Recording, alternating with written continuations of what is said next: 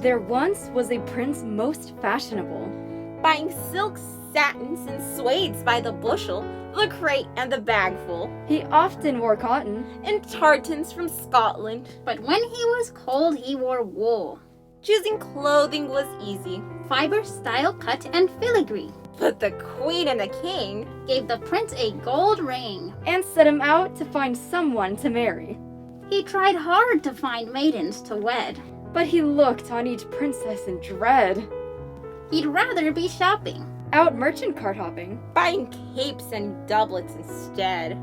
But he is just one half of the story we'll tell. The other, a girl with a tall tale to sell. A peasant most pleasant to look on, you see. Yet not destined for glory or nobility. For the lives of the peasants and merchants and poor are meant to be lowly or less, but no more. At least that is how it has been until now. But big things can happen in our medieval market town. It may take stretching the truth for one to conceive it. Like gold spun from sheep's wool, if you would believe it. The stage is now set, so we'll be out of your way. Our story starts here in the square on a brisk market day. Morning, butcher. Morning, baker. How's the day? The dough rose. So, that's a good sign, I suppose. 3 pots smashed last night. Filthy children. Stones in my workshop window again. Hooligans. They never tried that at my place. I wonder why. I only wonder how long it'll take to sell enough pots to make up for the window pane. I was up late last night candlestick making by candlelight. Burning those wicks at both ends again, are you? I wonder if it's worth it. Some nights I think I burn more than I make. Well, I suppose we all wonder these days. I wonder, we wonder. I wonder today what this day has in store. The life of a merchant is rich or it's poor, but we set up our carts with full hopes in our hearts, put wares on display and pray somebody pays. Income is tricky when buyers are picky.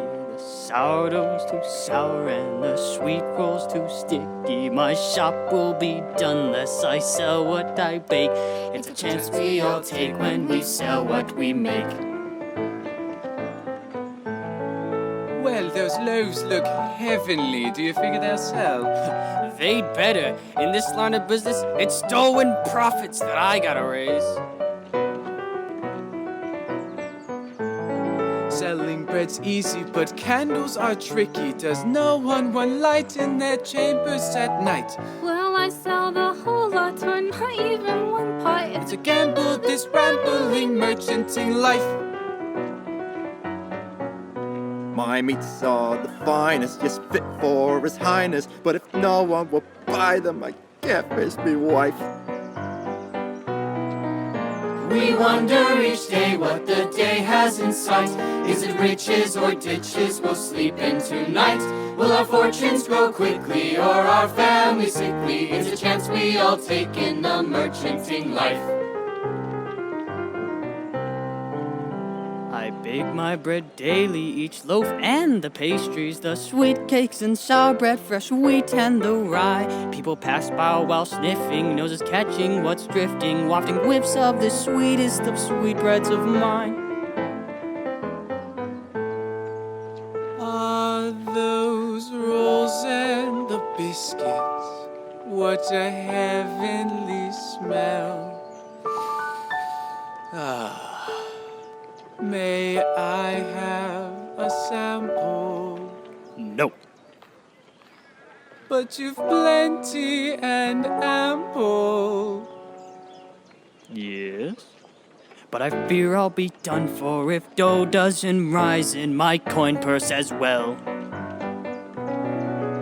We wonder each day what the day has in sight. Is it riches or ditches we'll sleep in tonight? Will our fortunes grow quickly or our family sickly? It's a chance we all take in the merchanting life. Yet the weavers whose riches while we scrape in the ditches tell us, Weaver, what dark evil deal did you make? Your customers are few, but they're all from nobility. Tell us surely dark magic is the only plausibility to explain all the profits in your daily intake. Your envy is rightful, my life is delightful, but I have no secret to success overnight. I've plenty to sell, as you all do as well, and my profits do swell. Each day I sell doublets to His Highness the Prince. He spends all his day here, so eager to pay here. With gold in my hand, I've been rich ever since. It's a wonder each day what the day has in sight. Is it riches or ditches we'll sleep in tonight? Will our fortunes grow quickly or our family sickly? It's a chance we all take when we sell what we make. When I weave and you bake, And I chop up the steaks. and no one's buying plates. Or the candles I make. So we can't catch a break, and we pinch and we scrape, and it's day after day, and we cannot escape. Every day that we wait to this god-awful, terrible, rough and unbearable, and uncomparable, rambling, scrambling, merchanting life. Well, Weaver, at least if I cannot sell my meats, I can eat them. If your luck runs out, you're likely to choke on that scarf. Better to choke on fine silk than bad mutton. Now don't you go insulting my mutton. Good morning, fellas. You again. The miller's daughter. Come to pay me for those roast cuts, I see. I paid you for those, didn't I? No, you certainly did not. Said you'll be back with the coins that had fallen out of a hole in your coin purse, you did? Well, that doesn't sound like me. My voice is far prettier, for one, and I haven't a hole in my coin purse, or a coin purse at all. Then it's a hole in your head you got. When I see your father, I'll tell him what you're worth. He's busy at the mill. If you'd like to go speak with him, I would be happy to watch your cart for you. Oh, no, not again. You'll be leaving here with a leg of mutton under your arm. And don't you try to deny it. I've never stolen a leg of mutton under my arm. Not even a toe of mutton under an elbow, truthfully. Truthfully, you lied. Sometimes. Mostly at night, of course. Or under the big tree in Father's wheat fields. Ha! I wonder each day what day has in store. But it's no wonder you wander selling lies to get by. I admit it. There, you heard her. She admits... I admit that if I ever told a lie, I admit it. What? Bah! Don't go twisting me around with that hog's gristle. A lie is your mouth's way of stealing. Don't you forget it. I never took nothing that wasn't mine. Once I took it. What's in the bag? My own business. Sure it is. It is sure. See? Milled oats from Father's oat mill. Brought it here for the baker. No lie. Oh, thank you, dearie. Here's for the order. You're welcome, Baker. Pleasure doing business. Always. Baker, would you ever accuse me of stealing? Why, no. The grain seems to be all there. Every sack of it, every week. Would you believe that some in this market would peg me for a thief? You mean the butcher? Don't mind him. Here, take a fresh roll for the road. Thank you. And one for Father? Of course. And Mother?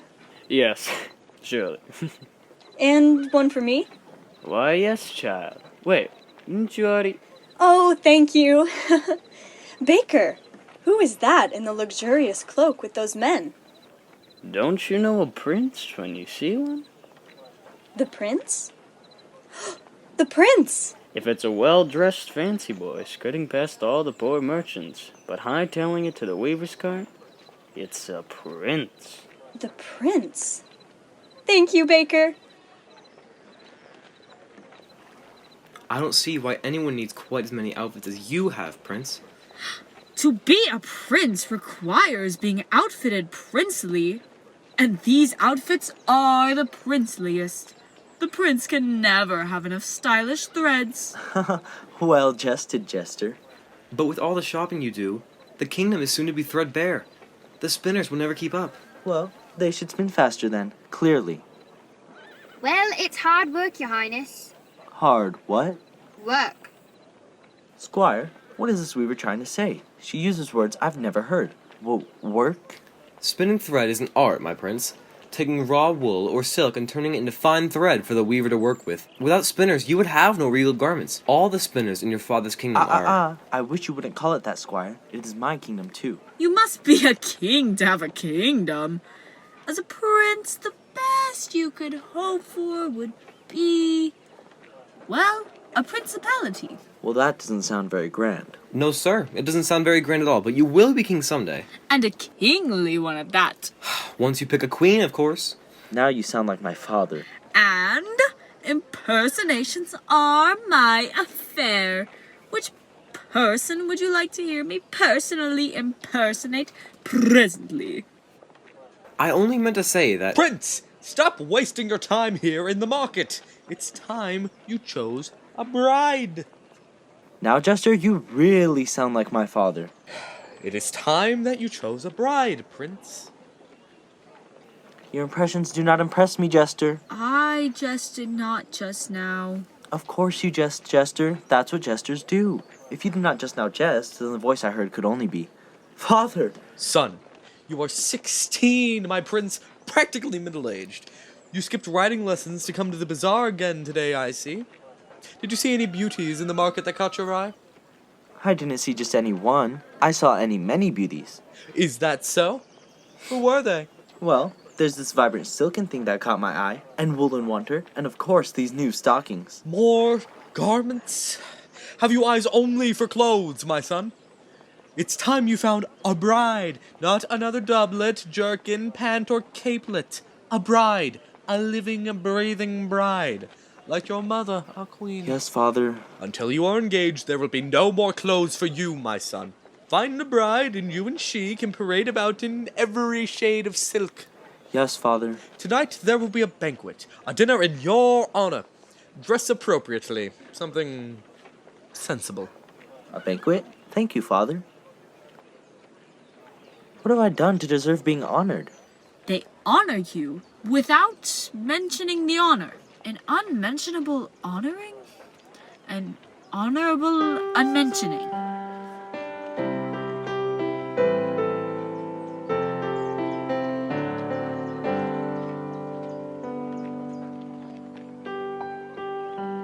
I wonder tonight what this feast has in store. Is this just a royal banquet or something much more? My father, the king, seemed out of his head. He'd be happy if you married. Yet I'd rather be dead. I wonder today what tonight has in store. What treats at the banquet, fresh cheese and roast boar. It's a wonder each day what the day has in sight. What will my family feast on tonight? My fortunes are waning, my children complaining. It's a rough market day in the merchanting life. It's a wondrous thing how fortunes can grow. I've just met the king, and what do you know? He hired me to bake for the banquet he's throwing. A big order to fill, so I better get going. It's a wondrous thing how the king hired you, but it's not only bread they'll be getting to chew. He asked if my mutton was fit for the meal. I said, of course, it's top notch, but he must try the veal.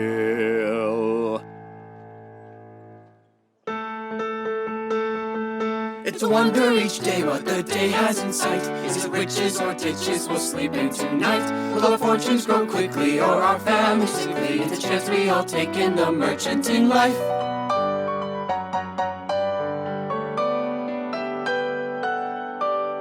I wonder today if he saw me at all as he picked out a doublet while I hid by the shawls. What a curious prince in a curious pinch. The king wants him to marry, but he hasn't yet since. Choosing a bride is like choosing a cloak. He would never choose me, but it can't hurt to hope.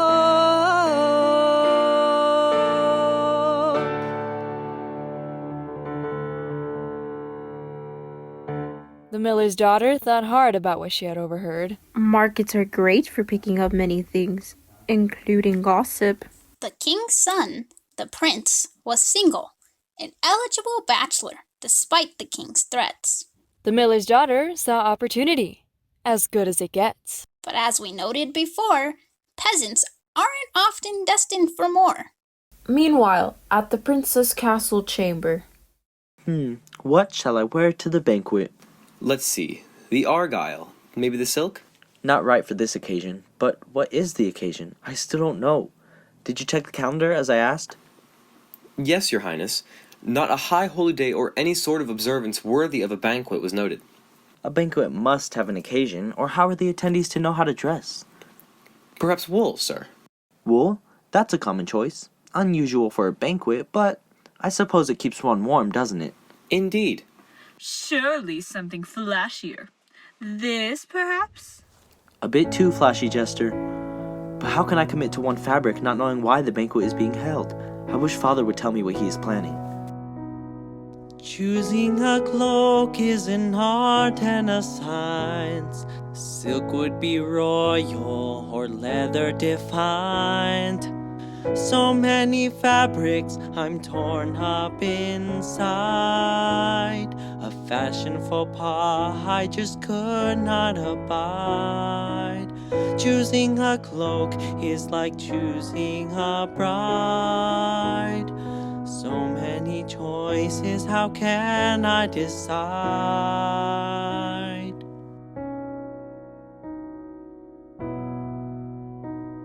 Well, at least you can be thankful it's just a cloak you're choosing and not a wife for now.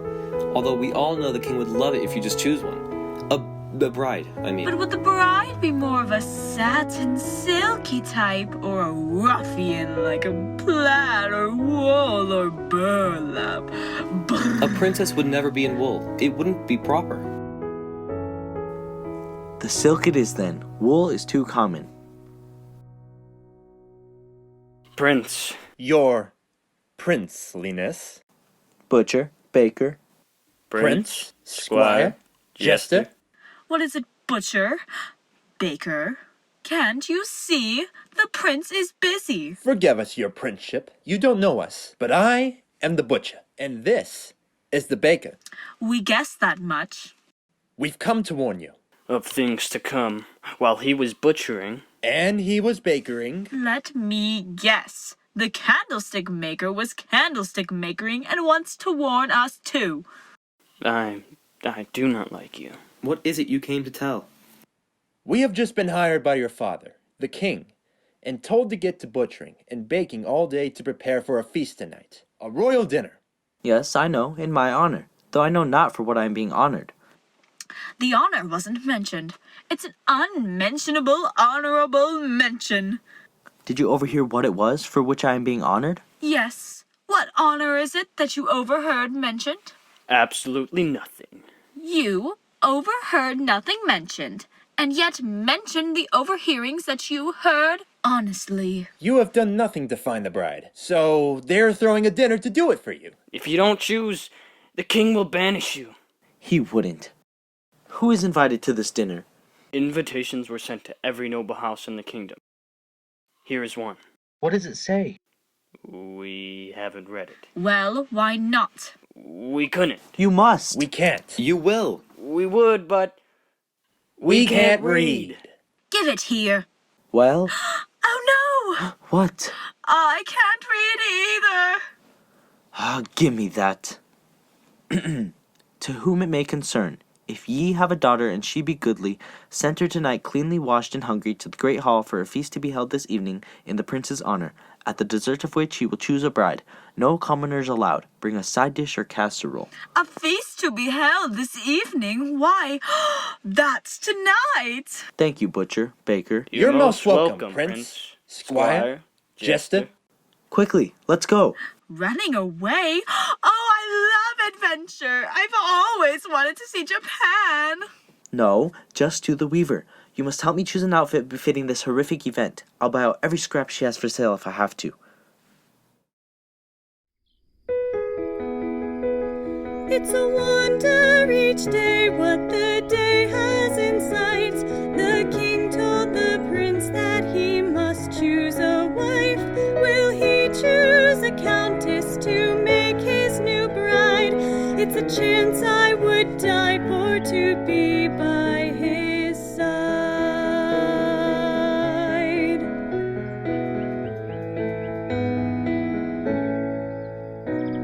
Is this what they mean by love at first sight? My joints are all jitters, my stomach is tight. But a castle's no place for a girl dressed like me. If he looked in my eyes, wonder what he would see.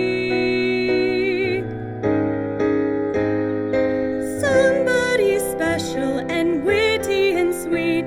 We can't be that different, His Highness and me. I'm sure even princes want true happiness.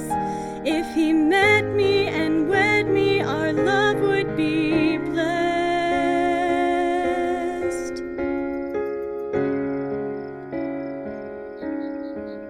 But it's a chance we won't have, we're not fated to meet. Princes don't want a princess pulled off of the street.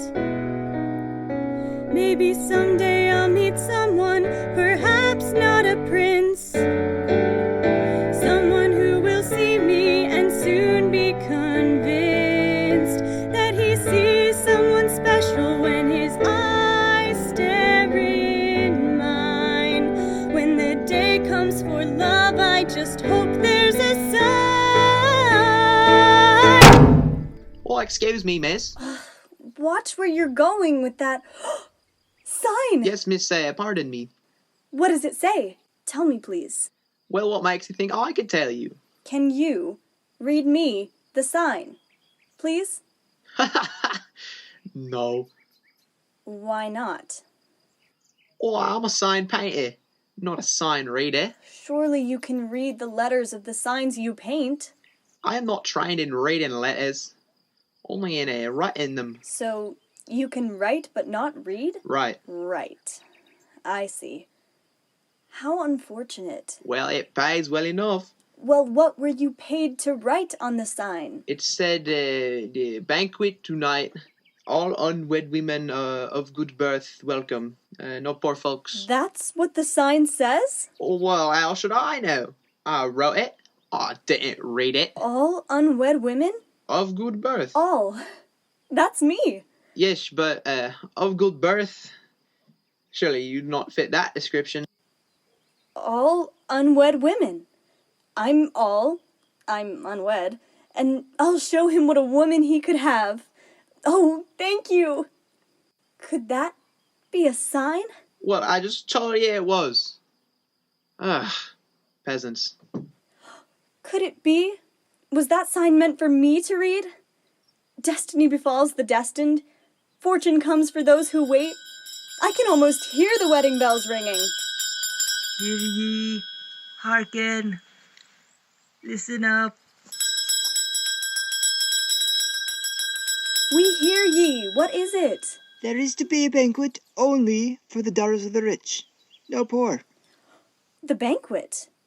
And are those invitations? Yes, but only for women of goodly birth. You understand. Wait, give that back. That invitation is only for daughters of good fortune. But I am a daughter, and this means I am most fortunate. The prince can't choose a bride from a crowd of unnoteworthy urchins. No intended offense to you, but... Is the prince to choose a bride tonight at the banquet? That's what I said. Now give that back. It's engraved, embossed, and embellished, you know. I will treat it as my most precious treasure. Thanks, town crier. A sign. Bells? It's meant to be. Ah! I asked for a sign, and a sign I did get. And with this invitation, invitation, my future's all set. What a lucky prince he'll be when he meets me, then he'll see he's just had the fortune to meet Mrs. Right.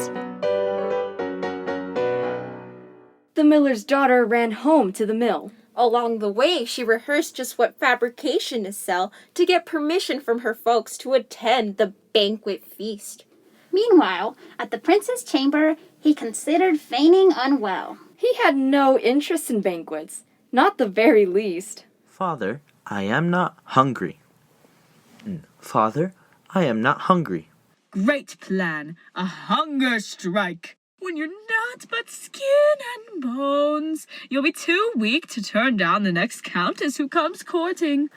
You're no help. Why, I never claimed to be helpful. It's against the Jester's code. First, be no help. Choosing a bride is not something to be done at a stuffy banquet. Father thinks only of the kingdom and royal heirs. I don't need a princess, and certainly not one of the women he keeps forcing me to meet.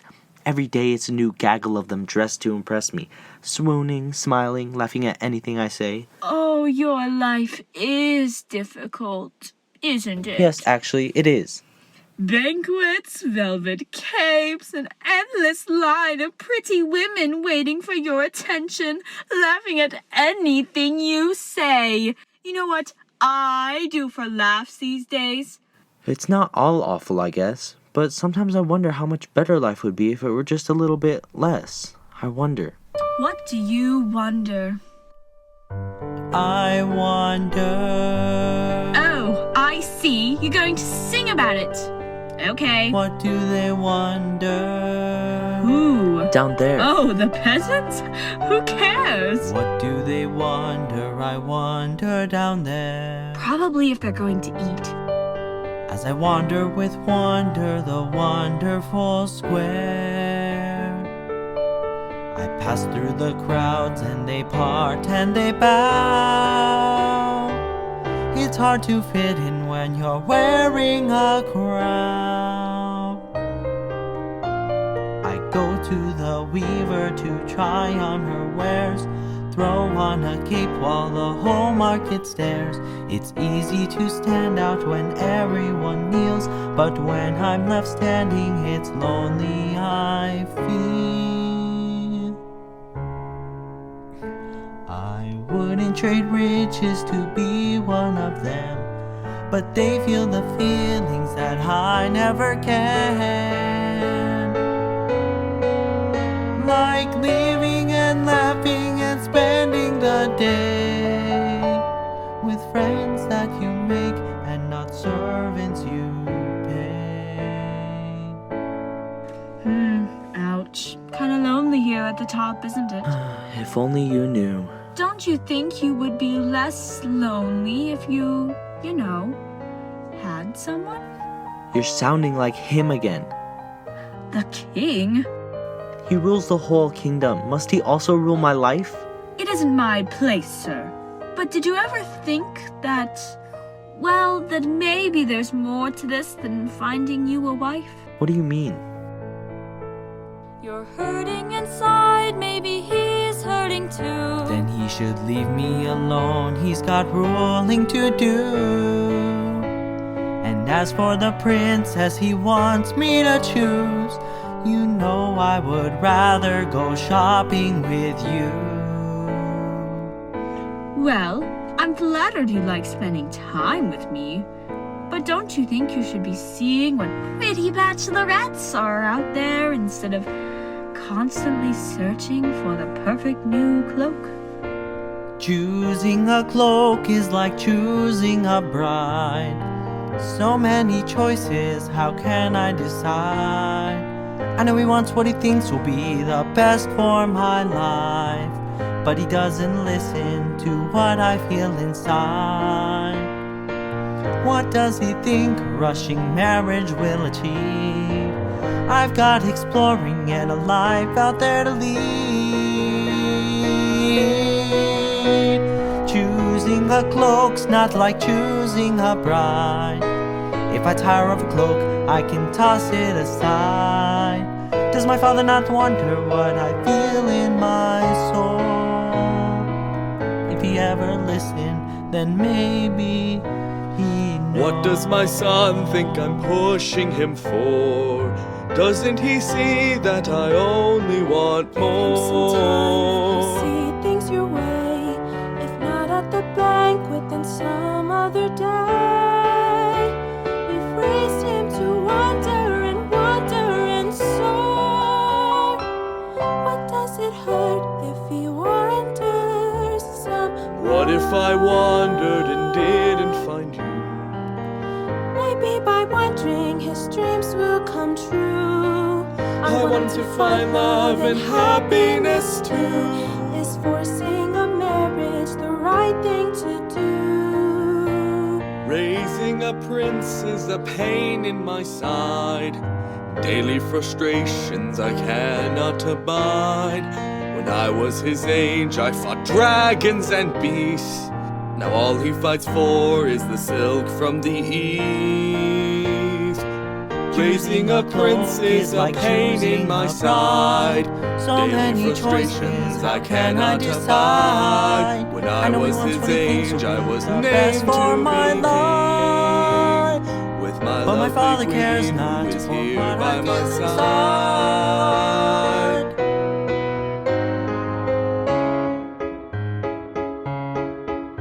The king wants what's best for the kingdom he rules. You'll wear the crown next with the queen if you choose. Your son wants to wander and see the whole world, but he won't be happy with just any girl. Just give him some time, he'll see where you come from. You know he loves you, no one knows what is to come. I wonder today what tonight has in store. I wonder if the prince would meet me, I'd leave him wanting more. There is no place for a choosing indeed. If the prince looked in my eyes, I wonder what he would see. But maybe I'll meet someone who feels just like me.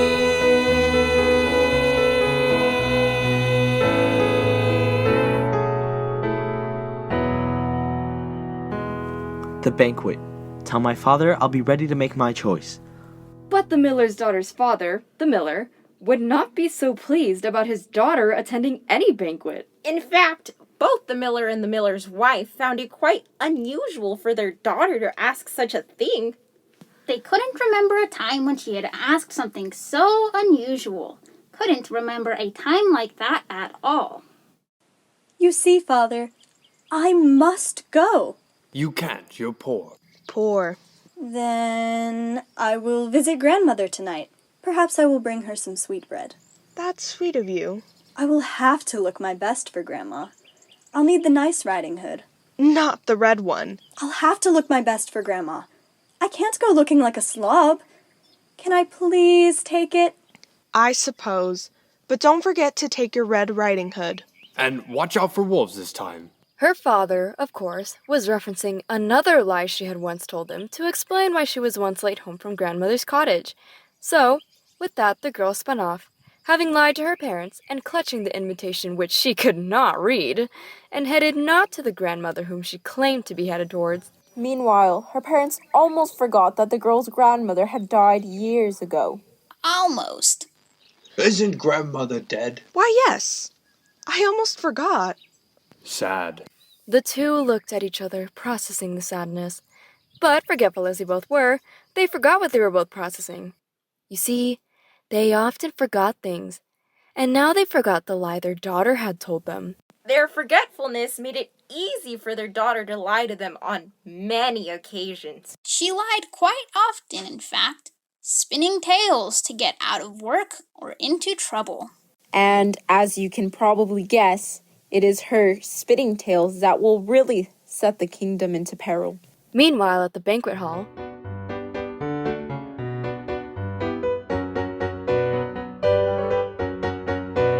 We will never be ready in time. The meats are still red. The pastries are still dough. The flowers are past ready. They will wilt soon.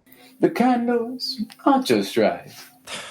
Nobody likes you. Where is the prince? Hiding under the table. Prince, what are you doing under there? Just admiring the tablecloth. It would make a great cape. There's no time for your games. Your father, the king, and your mother, the queen, are coming down the corridor. The guests are lined up in the antechamber. Not the antechamber! Hush yourself, Jester. This is no time for antics. Fine. Get yourself hidden too, Prince. You must make a royal entrance once the guests have been seated. Not before.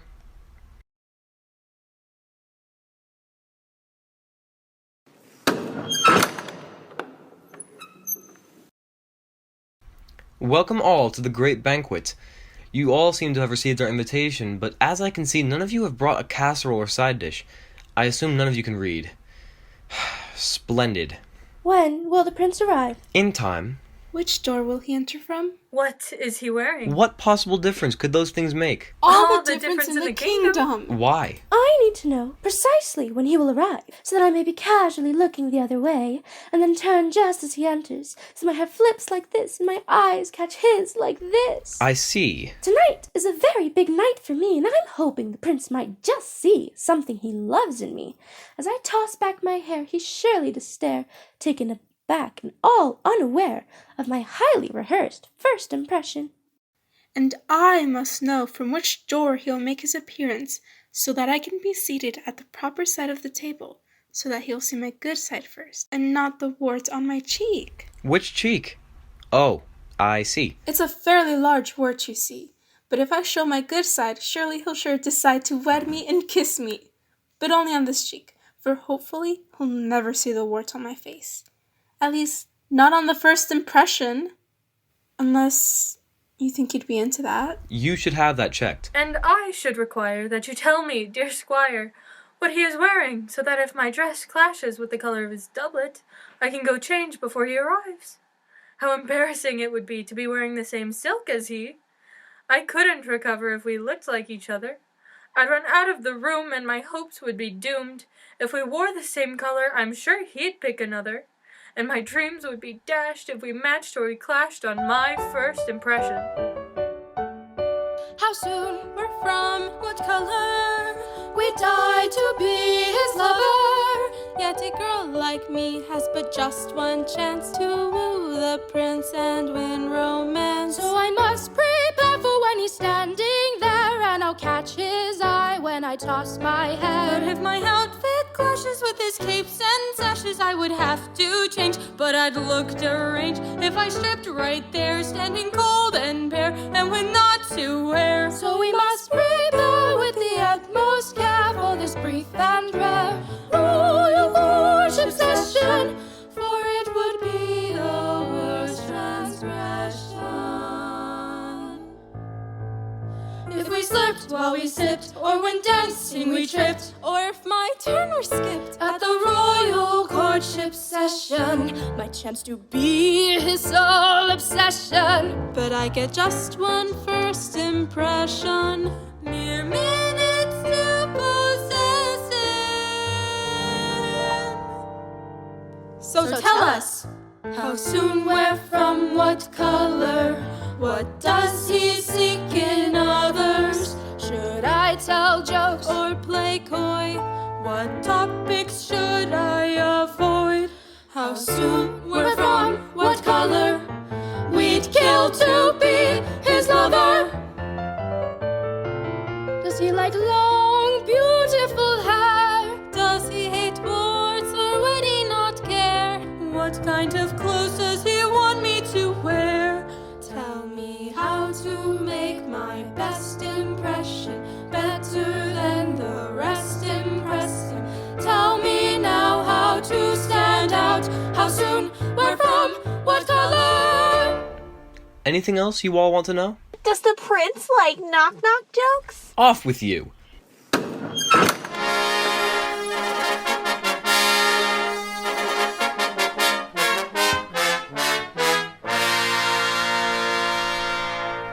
Greetings, one and all! You are here because my son needs a wife, and you are from the noble families in the kingdom. So, let's get this over with. Jester! Psst! Jester! Oh, right, the plan. Ladies, gentlemen, nobles, and rulers, I am your jester. Jester, stand down. We are here for a matter of important royal business. No. No business before dinner, and no dinner before the pre-dinner entertainment. Oh, I know you'll all simply love it. Well, why, you may ask? Because it's me! Make it quick. I prepared a little ditty, I'll sing it nice and pretty, sure to make you laugh or cry. For you see I'm acrobatical, perfectly fanatical, royal dancing clown am I. So give me your attention for an intervention. The silly song I sing before the meal will serve as appetizer, wittier and wiser, to ward off any sadness that you feel. This jester here before you, a jingle so not history's, always had the gift of spreading joy. But his origin is murky, his family life was quirky, back when he was only just a boy.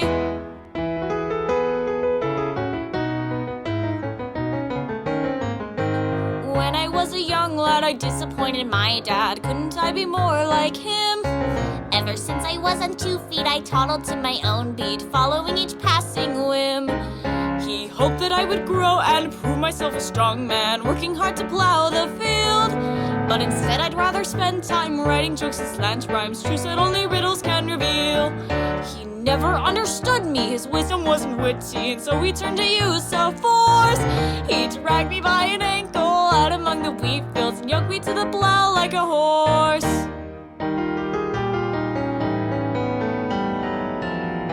Pull until your back breaks, faster now, for God's sake. I thought I might give in right then, but I socked him in the teeth and showed him I'm a real man, what he'd wish I'd always been.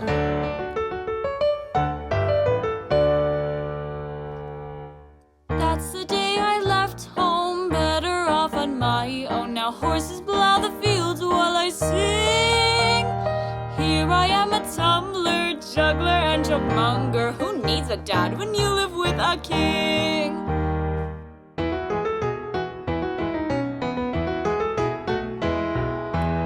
Luxuries around me, here they all let me be. Anything that I can dream, kept for entertainment, valued for my talents, dancing dizzy ditties for the queen.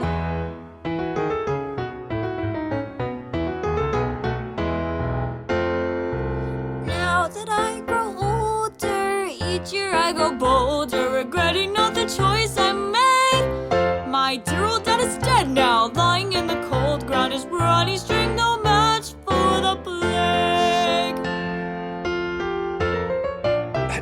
Enough!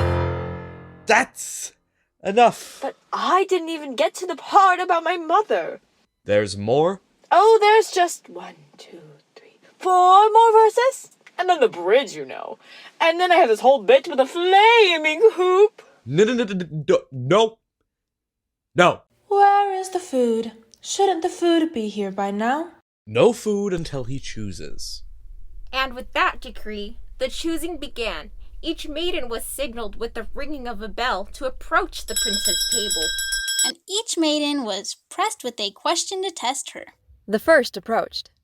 What thinks you of my outfit? It is most fashionable. Indeed. And? It must have been very expensive. It was. And?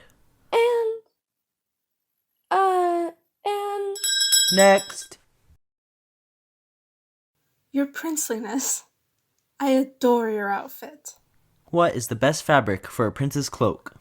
Why, silk, or satin, or anything that shimmers in light and lets the whole kingdom gaze in awe at its splendor. Wrong. What I meant was brocade, with patterns so intricate that one can get lost in them admiring the workmanship. Wrong. What I meant was... But she couldn't think of another answer.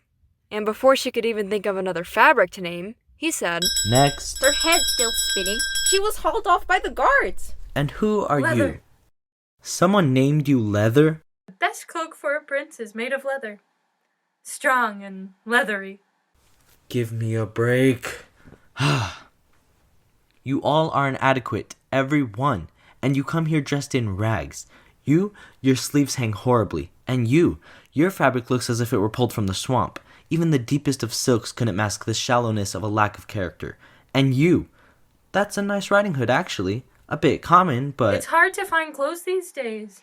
What, with the prince buying up every scrap of velvet or silk in the kingdom? I had to wear this gown. It's a lovely gown. I know, it's lovely. It was lovely the first time I wore it, too. I had to wear it again because your prince bought all the silk from the weaver today. Is this true? Clearly, this kingdom needs more spinners if there's not enough fabric to clothe a room full of would-be princesses. It sounds like you are part of the problem, Prince. Have you really bought out all the silks? Maybe. A little. Enough! I'll hear no more talk of spinners and fabrics. We are here to pick a princess. I can solve it. How would you solve the silk shortage? Not that. The riddle. What fabric would be best for a prince's cloak? Wool. Wool is the best for any cloak, be it for a prince or pauper. It befits a prince and a pauper to be warm when cloaked, and a woolen cloak warms the wearer. You're not wrong. I was just telling my squire that choosing a cloak is like... choosing a bride. Yes. There are 1,000 exquisite silks fit for a prince, but it is the hardy wool cloak that will truly warm his heart. Yes. Marry me, and you will be forever warm. How would you keep my son forever warm? Do you spin wool? I'm told it is a most skilled art to take something common and spin it into something fine. I can spin. She couldn't. I know how. She didn't. I would spin for you every night and every day. She probably wouldn't. Wed me, and I will spin you the finest wool. Wool that shines like gold in the sun. Wool that turns to gold at my wheel. You say you can spin wool into gold? Yep. Uh-huh. Like actual gold? Uh-huh. Why not? That's what I said. Like actual gold. Well then, Father, I have chosen my bride. Oh, thank you. I am surrounded by lavish splendor, but have often wondered what treasure there is in the commonplace. Gold and plain wool. Yes, Your Highness. Prove it. What? Prove to my son that you can spin wool into gold. But I just told him I could. Prove it or die. But I would never lie, Your Highness. There now was a prince most smitten. With a girl who was sly as a kitten.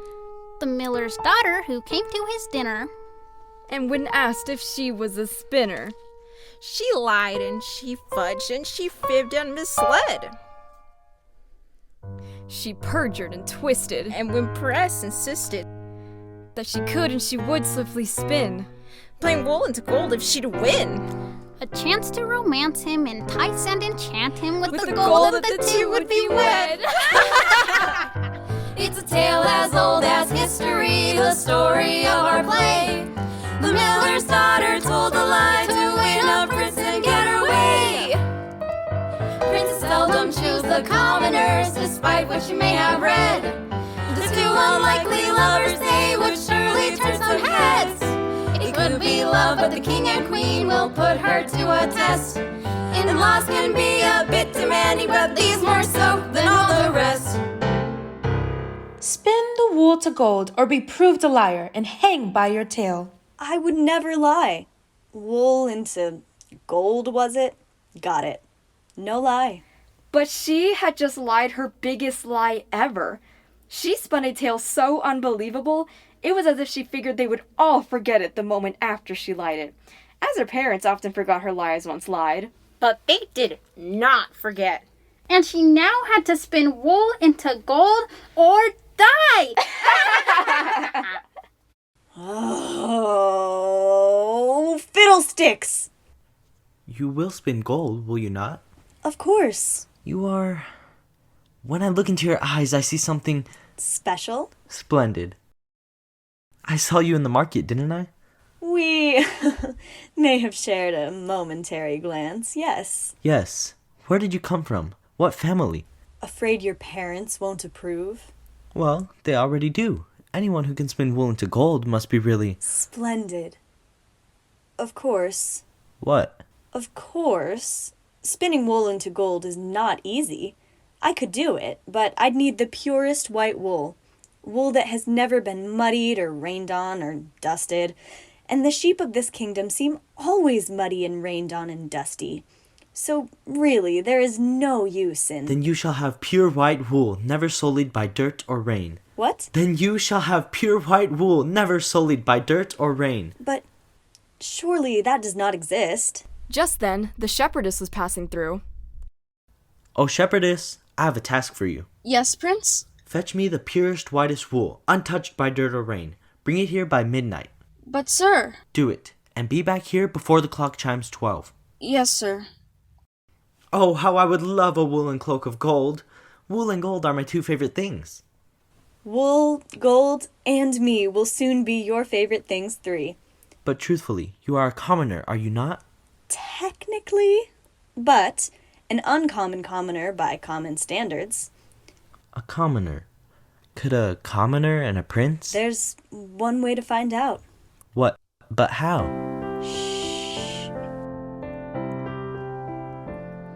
I've never been a princess, but now I know a prince. His handsome royal highness, born to live in lavishness.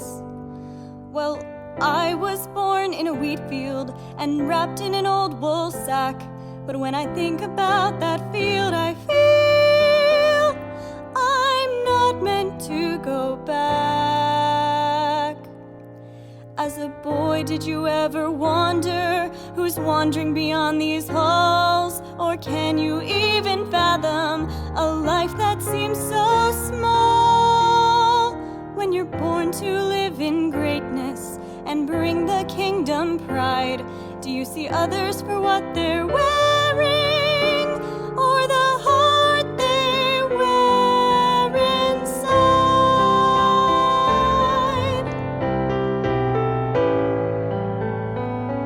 I have met many a princess, but none of them quite as different as you are. Splendid. With a smile quite like yours. And I might just need that smile. And I know that I need yours. I have courted countless maidens, each fighting for their chance to wed a prince and get ahead, not what I'd call romance. I have to be honest, you deserve that much from me. I stole an invitation. No. Yep, I'm just a nobody. And it's true, a royal marriage would be above my ranks. But there's something more I feel for you. It's I who owe you thanks. I don't care about your station or the family you come from. Your love is worth whatever trial there is to overcome. When I look into your eyes, I know within my heart you would be more than my prize. You would be my counterpart.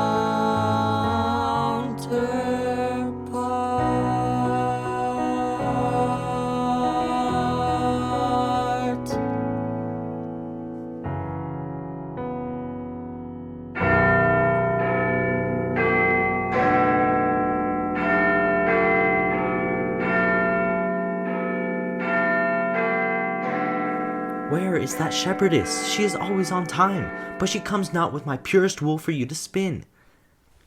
Perhaps there is no wool to spin tonight.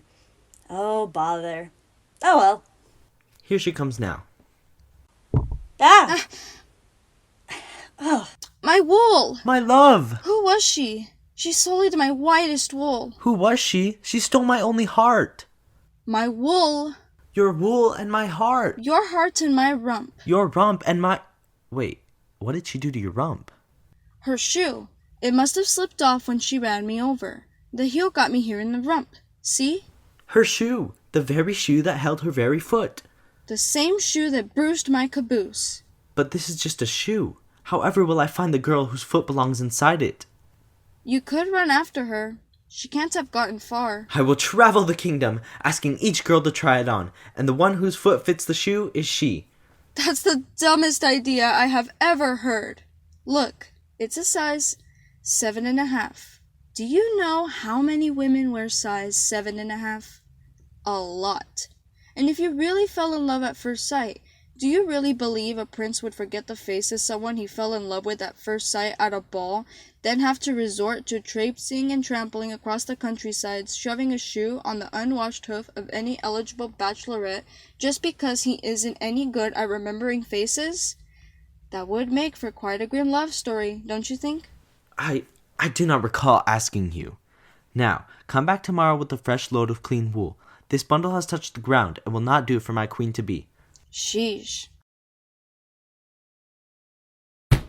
Watch where you're throwing shoes. Oops, sorry. Just then, the miller's daughter was traipsing and trotting through the dark woods on her way home in shoeless shame, when something most fantastical was summoned serendipitously. Oh, what to do, what to do, what to do?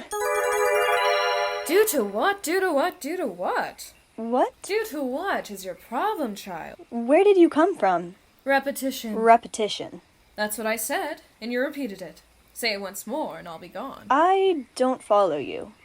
Nor would I want you to follow me. You are not very bright. I'm not very bright? Say that once more, and I'll be gone. Please say it once more. I do not like this place. So, if I say something 3 times, you will be gone. And because I said what to do 3 times, you appeared? Not completely dull after all, are you? Watch how you talk to me. I am going to be queen someday. You do not look like a queen. At least not any queen that I have seen by any means. Just tonight I won the hand of the prince. The prince. We are to wed just as soon as... Say that once more, and I can leave. Are you magical? You might say so. A fairy? A sprite? A witch? Sorceress? Spellbinder? Pixie? Troll? Enchantress? What are you? None of those that you have mentioned. I am one who is an only, never doubled, but never lonely. All I have is powers, these shoes, and my name. But that's a secret you can't win, for they call me Rumpelstiltskin. Rumple what? Wax in your ears? I won't repeat myself. I hate repetition. Suit yourself. I have bigger problems. Told a lie, did you? How do you know? I didn't, but now I do. You're a psychic! It doesn't take a psychic to know that all problems are the result of telling a lie. I see. Well, it wasn't a very big lie. What was it then? Did you lie about your height, age, weight? I've heard it all. Only that I could spin plain wool into pure gold. Well, got some imagination, don't you? It's all I have. Oh, well, then I guess I can't help you. What do you mean, can't help me? Could you have helped me? Only for trade. All you have is an imagination. You just said so. And I'm not interested in a second-hand imagination. When I am queen, I will have riches and gold beyond measure. And you'll give me gold if I help you. Of course. All the gold I have. You are dumb. What? Why would you say that? First, you admit to having nothing right before entering into negotiations. That is no way to arrive at a deal. Second, you offer gold in exchange for spinning wool into gold. You do not see the problem there? Oh, I suppose. And third? Why does everyone assume there will be a third? Isn't first and second good enough? You need to hear 3 reasons why you're dumb. Well, I only thought that... Oh, better not think too often. You might just hurt your little imagination, and that, as we know, is all you have. Did you come here to mock me? You summoned me! I would rather be anywhere but here. I have heard lovely things about Egypt this time of year. Ever been? No. No. Well, of course not. You don't look too well traveled, do you? Well, if you want my help, you'd better ask nicely. Will you please help me? Can you do it? Spin wool into gold? Of course I can, but it'll cost you. Your youth. My what? Your youth, dearie.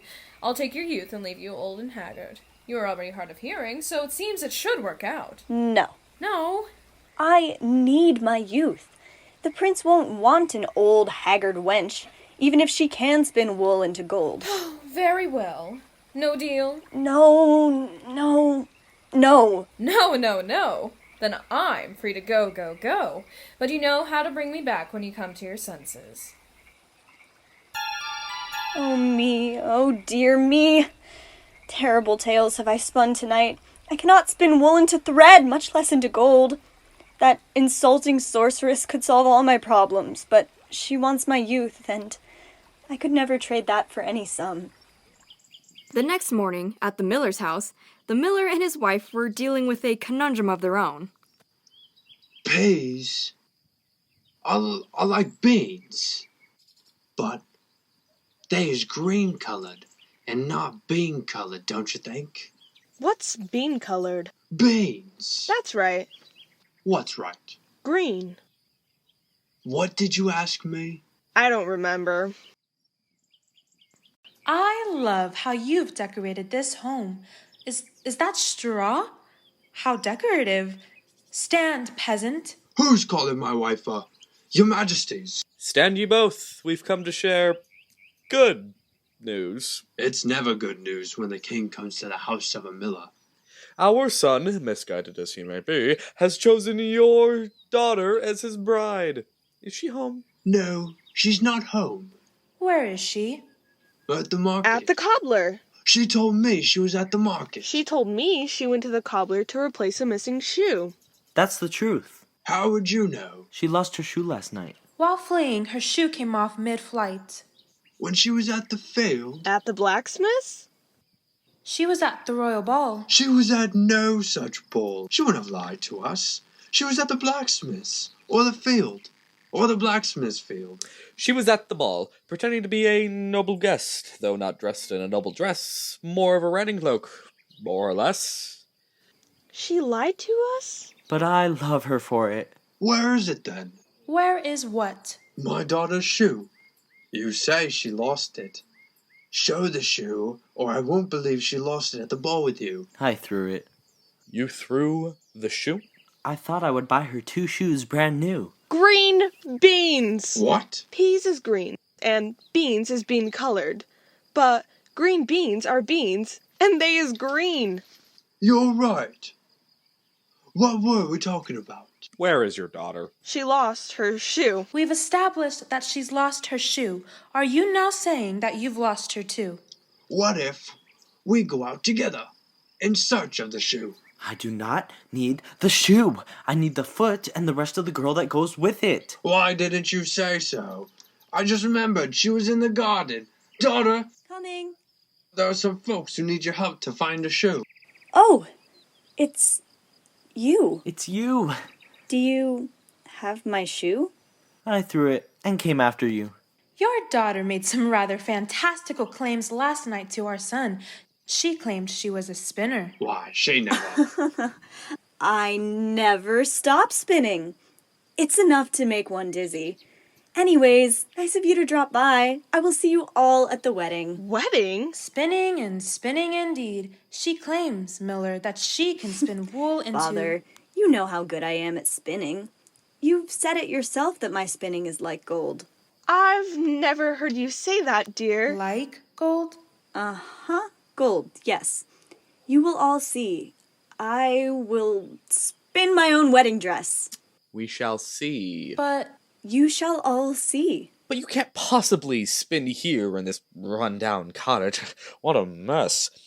If you are to spin, I have a place where within you can work on your wedding dress. It's a nice little tower with a window for light, where there you will spin day and night. 3 days and nights, to be exact. Consider it part of your wedding contract. No! Hush, Prince. Your father knows what he is doing.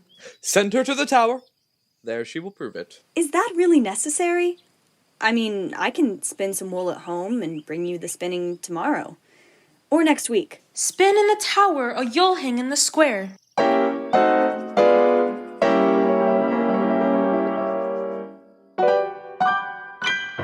Now tie a way to spin to prove her bridal worth. A simple task before this girl, simple's not enough. I'll spin it good as gold.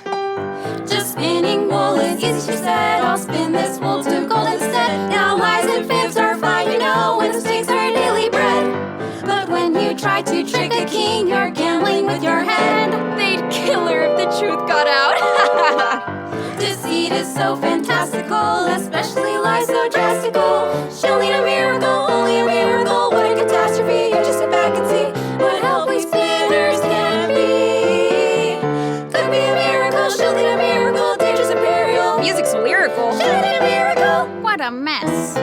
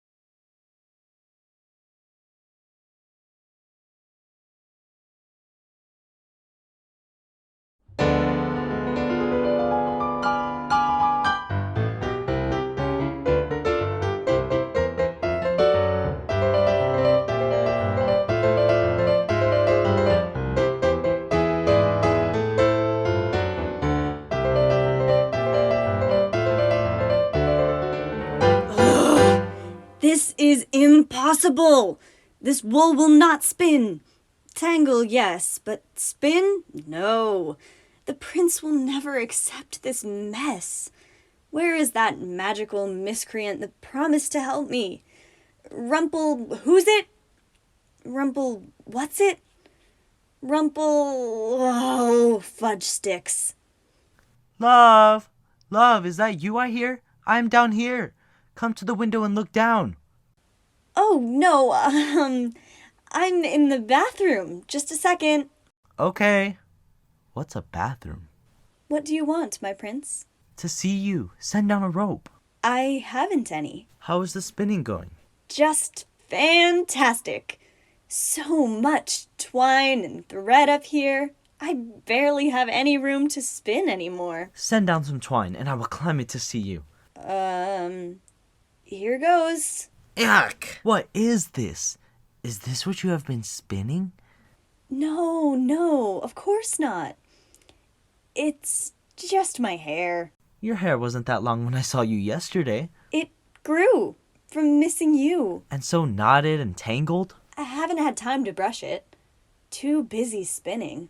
I love you, my dear. I can't wait to see the golden wool you've spun. If you have time, could you spin some extra for me to wear as a vest? Thanks. Love you. Bye-bye. Bye. I was wondering when you would call. Where have you been? I need this wool spun into gold right away. I have only 3 nights. And you have made a mess of it. Move over and I can get this done in 2 nights.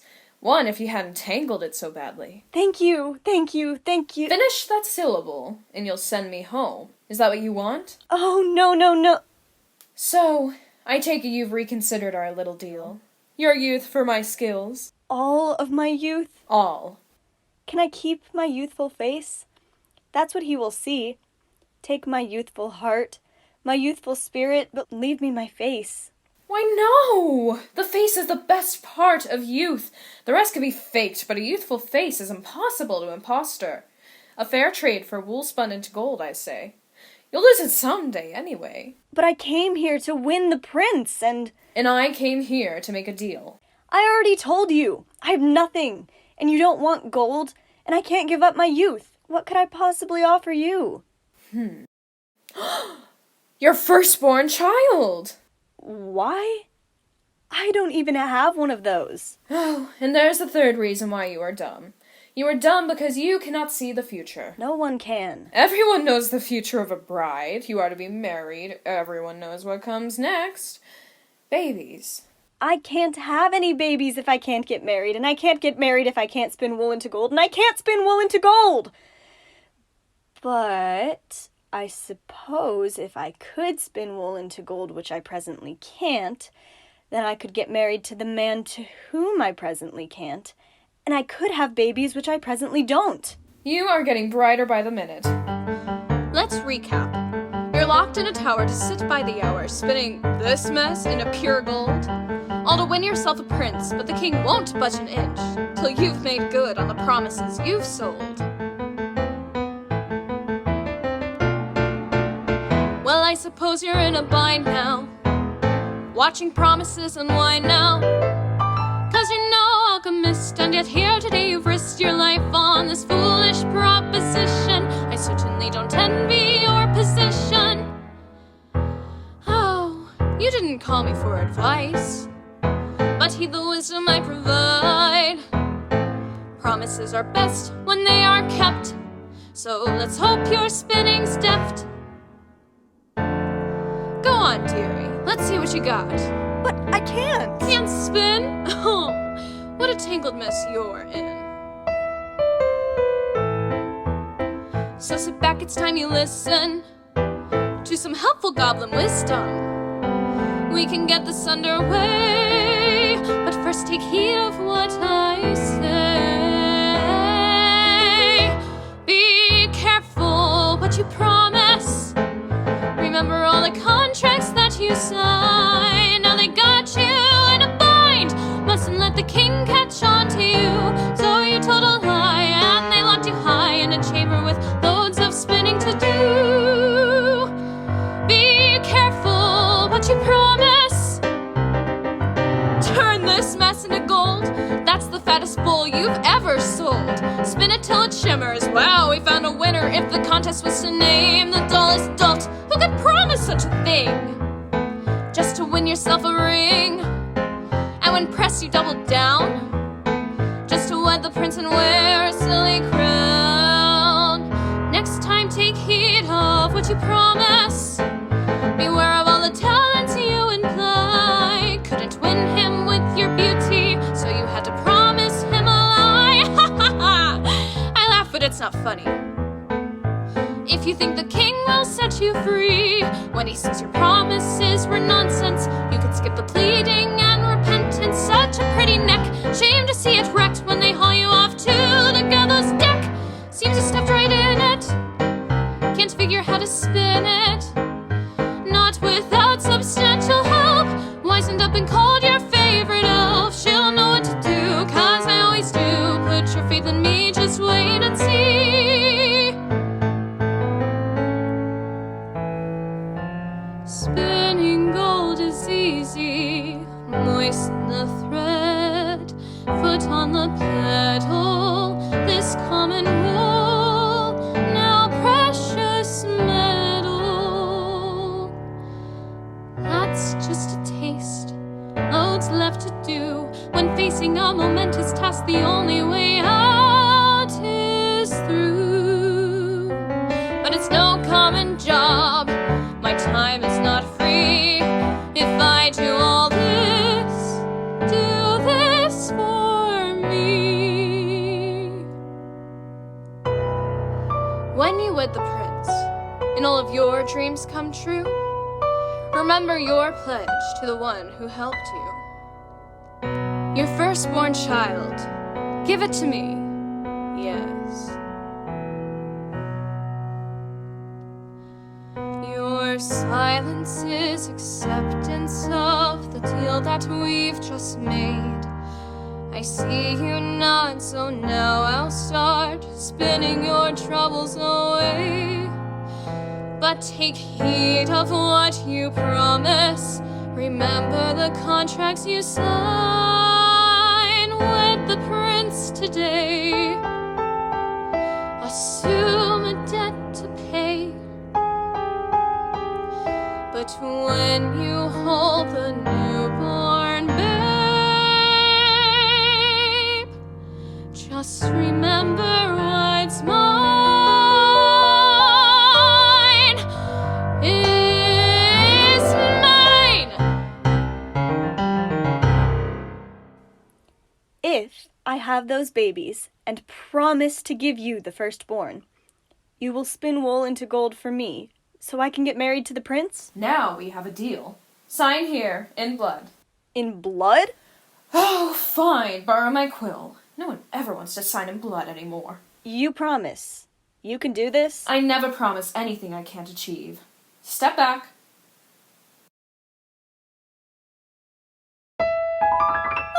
It's gold! Pure gold! As promised. Do you remember your half of the deal? It's pure gold right from plain wool. I can't believe it. Oh, bless the simple-minded. And their firstborn. Rumpelstiltskin worked all night. And through the next. And by the third day, the two had become almost like friends. So when should we start on the dress? Dress? I told them I would make my own wedding dress from this golden thread. Oh, and the prince wants a matching gold-threaded vest. That was not part of the deal. Spin wool into gold and get your firstborn child. That's what we agreed. No talking of tailoring dresses and vests. But I need it, or there won't be a firstborn. Or a wedding. Oh, fine, but it better be a good firstborn. I'm sure it will be. Come here. Let me see the dress you're wearing now. Huh. That's odd. There's a little tear.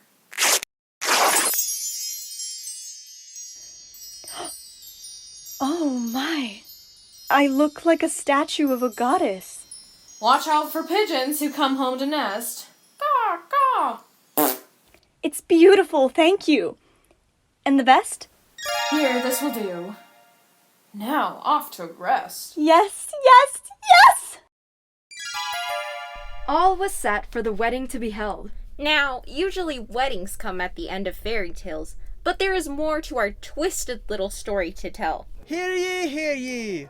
Oh, what a beautiful day! Today the prince is getting married to some peasant girl. Come ye all to the great hall for the ceremony. Reception to follow. No livestock, please. Leave the goats at home. Come dressed in your best frocks, tunics, doublets, jerkins, kirtles, and don't forget to perfume your pits. What a beautiful day in the kingdom. Hear ye, hear ye! Hark the wedding bells! Everything must go well today. No details too small to throw the king to fits. Now, butcher, how are the meats? Meaty. Baker, the baked goods? Baked and good. Candlestick maker, how are the candlesticks? Made. Florist, the flowers? Flowering. Weaver, the dresses and suits? All will be suitably dressed. Jeweler, how is the princess's tiara? Bejeweled, sir. Jester, do you have jokes? Jokes? I haven't got any wedding jokes. Very funny, Jester. Not funny at all. I have never been to a wedding. How can I joke about something I've never been to? You will figure it out. Everyone to their stations. The wedding begins in only an hour. I'll be executed if I can't come up with a few jokes beforehand. Squire, have you seen my vest? Vest, sir? My bride made me a golden vest spun from plain wool, and I seem to have misplaced it. Oh, that vest. You had me give it to the weaver to have it tailored and taken on the sides, remember? Oh, Squire, you are right. I almost forgot. Weaver! Weaver! Yes, Your Highness? You have my vest? I do. It's hanging in your chamber. Thank you, thank you. How are the bridesmaids' dresses? They were most difficult, sir. I tried my best. But the golden thread you gave me was not easy to work with. Go get them. I want to inspect each bridesmaid in her dress. No hems should hang loose and no seams should split. Not a wrinkle, do you hear me? I will go do my best. Good. Baker, have you frosted the cakes? 3 times, sir. Why so many? My hand was shaking the first time and I gouged the side of the top layer. So I scraped it all off and started over again. The second time, a speck of coal dust landed on the frosting. So I scraped it off and started over. The third time, I frosted it perfectly. And then sneezed. But I covered my sneeze like this. Sorry, sir. Florist. Yes, Tell sir? me about the flowers. The finest in all the land. Sir, look at this bouquet. Each one picked at the perfect moment when each flower is its floweriest. Beautiful, but Florist, look, the one in the center is still green. That one is a leaf, sir. Is everyone ready? I am not. I cannot think of a single wedding joke. You, what do you call a man who gets married? What? A married man. That's not a joke at all. I know. What is wrong with me? Can't you just juggle or something? Oh, you're a genius. The ladies are ready to show you their dresses. Send them in. Come in, ladies. The tall one and the third one should split places, and you on the end, who taught you how to walk, chin up, shoulders back, glide across the floor. Perhaps she should watch from the side. What's her problem? Places, everyone. Guards, open the gates and let the people in.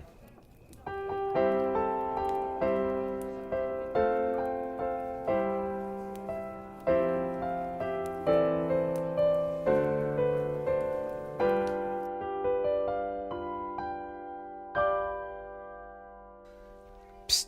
Tell the priest it's time to start. Hey, priest! Whisper it. Oops.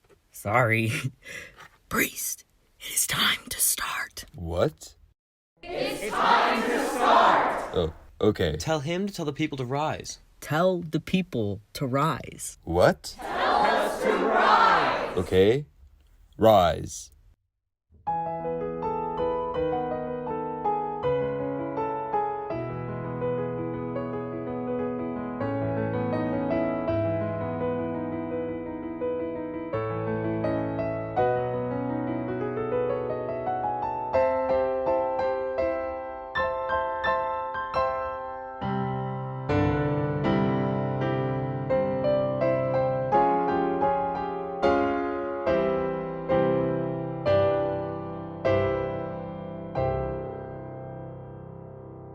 And now for the ceremony. We are all gathered here to watch it. The ceremony of this wedding. Yes, when this man will marry this woman. This prince will marry the miller's daughter. Today is their wedding. It is, as they say, their wedding day. Today. Get on with the wedding. Yes, well, sorry.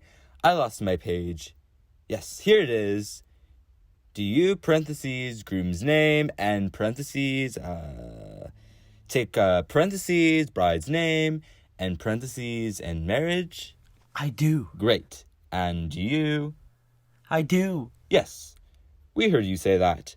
Now, do you, parentheses, bride's name? I will take her as my bride, and one day as my queen, for she has given me a gift more precious than gold. Aww. I do too. I didn't ask you yet. But I do. Wow, that was awkward for me. I now pronounce you married. You may. Well, you already did kiss the bride. Friends, family, thank you for coming to see this most beautiful day, when my bride and I were married. And now, I hate to surprise her like this, but I know she won't mind. You see, I said she has given me a gift more precious than gold, and that's almost true. For the gift she gave me was exactly as precious as gold. You may not know this, but my wife here made her own wedding dress. In fact, if you look at the bridesmaids, they are all wearing dresses of pure gold spun from plain wool by my wife here. She is very talented. Oh, honey, you're embarrassing me. Squire, bring it in. What? Don't be embarrassed. I want the whole kingdom to see what you can do. I want everyone to see how talented my wife is. How do you spin, dearie? Show us. Well, you see, you take this part and... Well, you put one hand here, and... Well, you... and this doohickey goes here. You know, I'm very tired. In fact, I might fall asleep right here. Can't we get to the dancing? I don't understand. Why won't you spin just a little? I need to rest. I am worn out from the wedding and from spinning all this gold. It's a lot of work, you know. Of course. I never should have pressured you like this. You will spin for us later, maybe tomorrow. My bride will spin for us tomorrow. She will spin next week. Really? That long? Well, that'll mean that. Okay. My bride will spin gold for us all in 2 months' time. Better yet, because I love her so and want her to have all the rest she needs, we will see you all 1 year from today in this very hall for our anniversary banquet, where she will spin a spool of golden thread for every lord, vassal, and serf in attendance.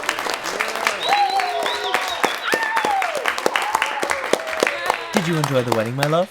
Yes, very much.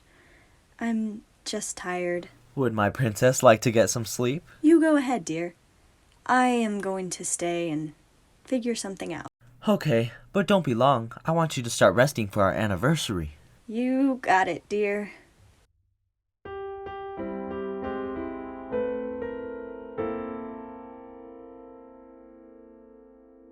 What is the matter, dear? It's your wedding day. Why are you crying at a spinning wheel? I have everything I've ever wanted. These are tears of joy. You are a liar. What did you say? You are a liar. You lie. And you can't spin. Never have. Not a day in your life. How do you know that? You didn't know the petal from the spindle, dearie. Well, if I lied, it was only in the service of true love. True love? What do you know about true love? I love the prince, truly. Dearie, that's nice. Does he love you? Of course. We're married. Everybody knows that married people love each other. Not in my experience. Hush, sister. This is about her. You lied about something as simple as knowing how to spin? Not a great way to start off a marriage. Well, I had to. Otherwise, he wouldn't have married me. But you just said he loves you. Did he love you before you promised him such an outlandish thing? Well, he does. And if he doesn't, he will.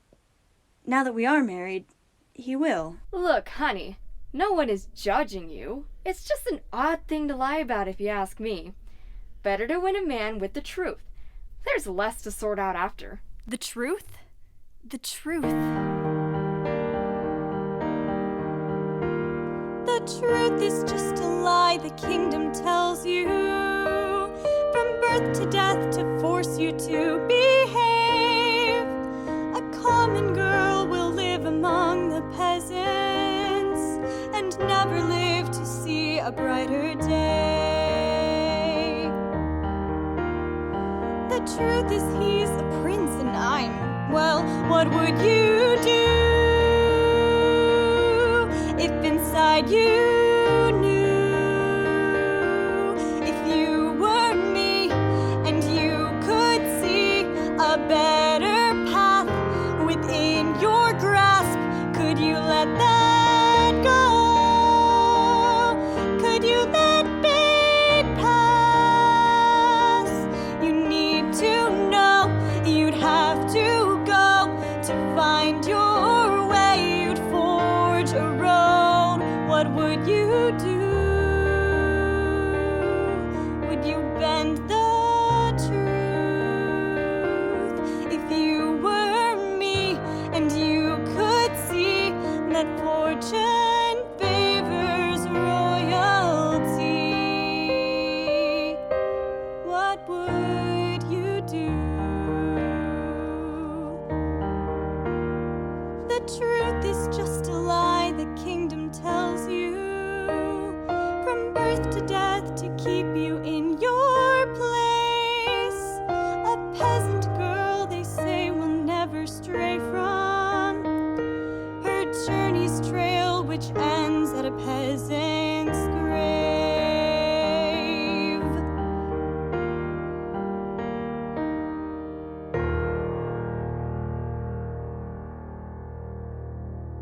You're right. I am a fraud.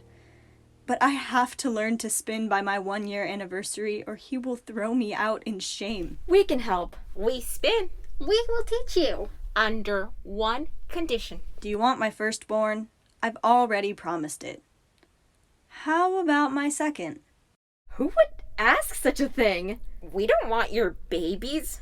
If we teach you how to spin, then on your 1-year anniversary, you will introduce us to the prince as your cousins. That's all? Why? Someone else asked for your baby, and you're concerned about our strange yet reasonable request? You don't have any other choice. He will throw you out if you can't spin. And we know your secret. Of course. I will introduce you as my cousins. Then it's a deal. Now let us show you. Spinning is simple. Moisten the thread on your tongue. Push the pedal with your foot. Twist the thread with your thumb. That's the way it's done. It's too hard. All I get is tangles. We tried to teach her, but you can't teach someone who won't learn. She was awful, lazy, incompetent. The only thing she was really good at was lying. I can't practice today. My finger hurts. Every time a new excuse. 1 year went by and we were back where we started. Here in the banquet hall with the whole kingdom watching. Thank you all for coming to our 1-year anniversary. My wife, as promised, will now spin wool into gold. Everyone watched, but she didn't move. In a year, that girl had not learned a thimble's worth about spinning. But something else changed as well. It's common for brides to look a bit different in their first year of marriage. You'll see when she stands up. Thank you, everyone, for coming. I am excited to spin for you all, and I will in just a moment. But first, I want to introduce my cousins. I never knew you had cousins. Cousins? Are they from your side? Can't be. My whole family died in the plague. Are you sure they aren't from your side? I can't remember. You never told me you had such interesting-looking cousins. What are their names? Their names? Names are so impersonal, don't you think? Who needs them? What happened to your lip? My lip is swollen from moistening the thread at my spinning wheel. And you, what happened to your foot? It's misshapen from years of pushing the pedal at my spinning wheel. Your thumb is bent and crooked. From twisting the thread. Spinning did all this? Yes. Then my wife will never touch a spinning wheel in her life. What? I don't want you anywhere near that contraption. Guards, take it away. Oh, no. Really? Darn. We shall celebrate anyway. Musicians, a dance.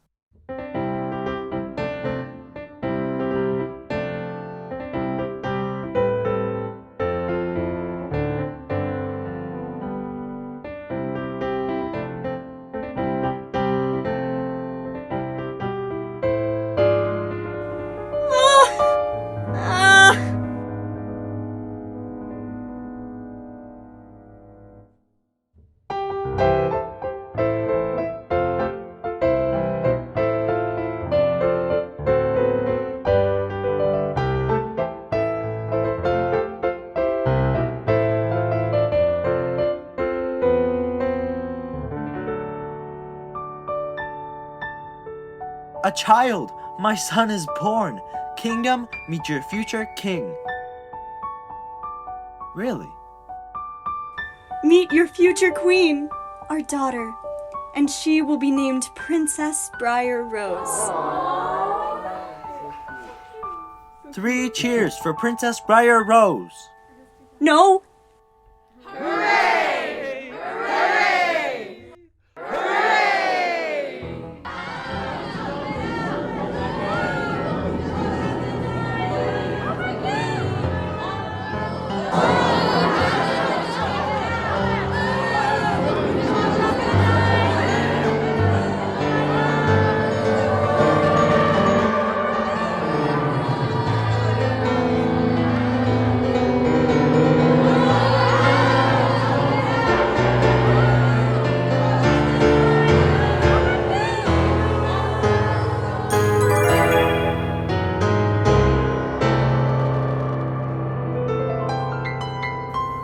Happy anniversary! Thank you. Do you remember our little bargain? You can't be serious. I have come for your firstborn. What could you want with her? She's too precious to give up. Give her to me. Anything else. Just give me a chance to keep my daughter. You lie, you cheat, and you never pay any attention. I pay attention. Oh, yeah?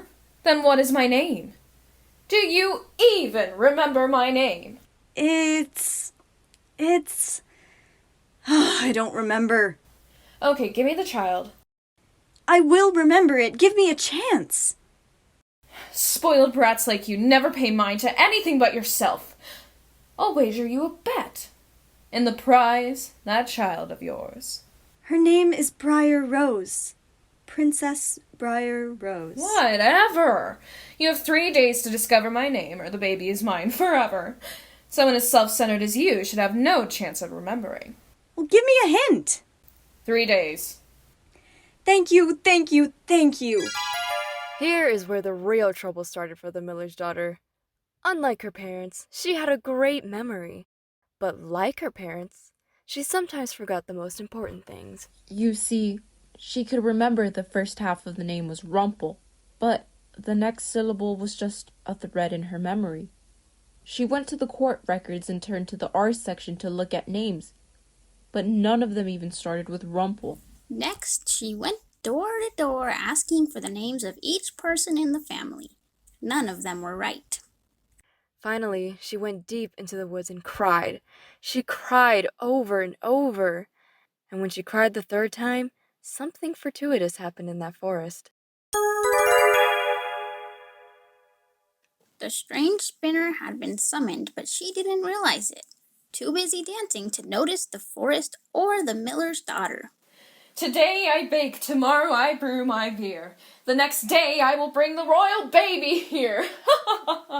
Lucky 'tis that not a soul doth know that Rumpelstiltskin is my name. Ho ho! Rumpelstiltskin! What? She had it.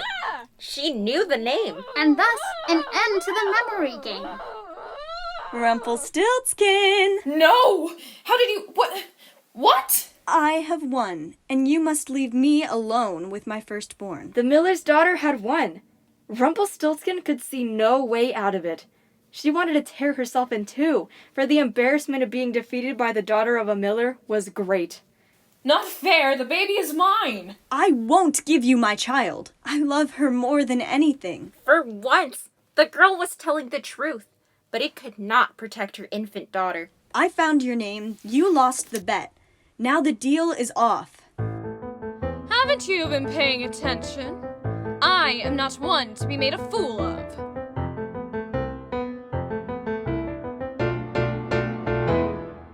Did you think I'd be impressed that my name you somehow guessed? Not so fast, you haven't won. You cannot rob me of my fun. Remember what you promised. Though you think you may have bested me this time, should have read the contract that you signed. You can't be serious. Right down there in the small print. Don't strain your eyes while you squint. I don't even know how to read. Ha! I can't say that I'm surprised. Just another thing you're useless at. Hey! Spinning, reading, promise keeping? I remember what I promised. But you've come to alter all the terms. I promised you my daughter for some aid. Spinning wool to gold, and so I made a pact to give the child to you. But when she cried and cooed, I couldn't give her up. I'd never known such love. Why am I not surprised? And you said that I could keep her if I could remember the name that you went by. That's the truth and not a lie. Well, I still don't understand how you found my name. I planned to make you pay for what you've done. Kept the baby that I won. But for the fact you broke your promise. Oh, what to do? What to do? How will I win the prince? I am such a poor, pathetic, useless girl. Then I come along and I solve all your problems. And all I ask for is that little baby. I doubt that you could even care for her, since you have yet to demonstrate a skill other than getting in over your head.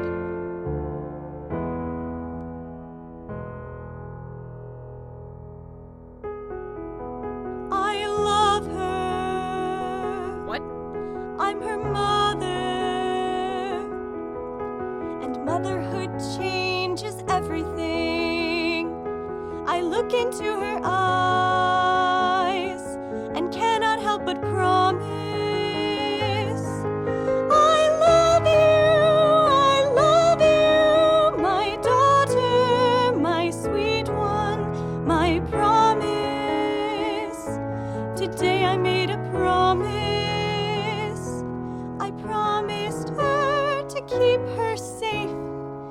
Anything else is yours to take, but respect a mother's promise.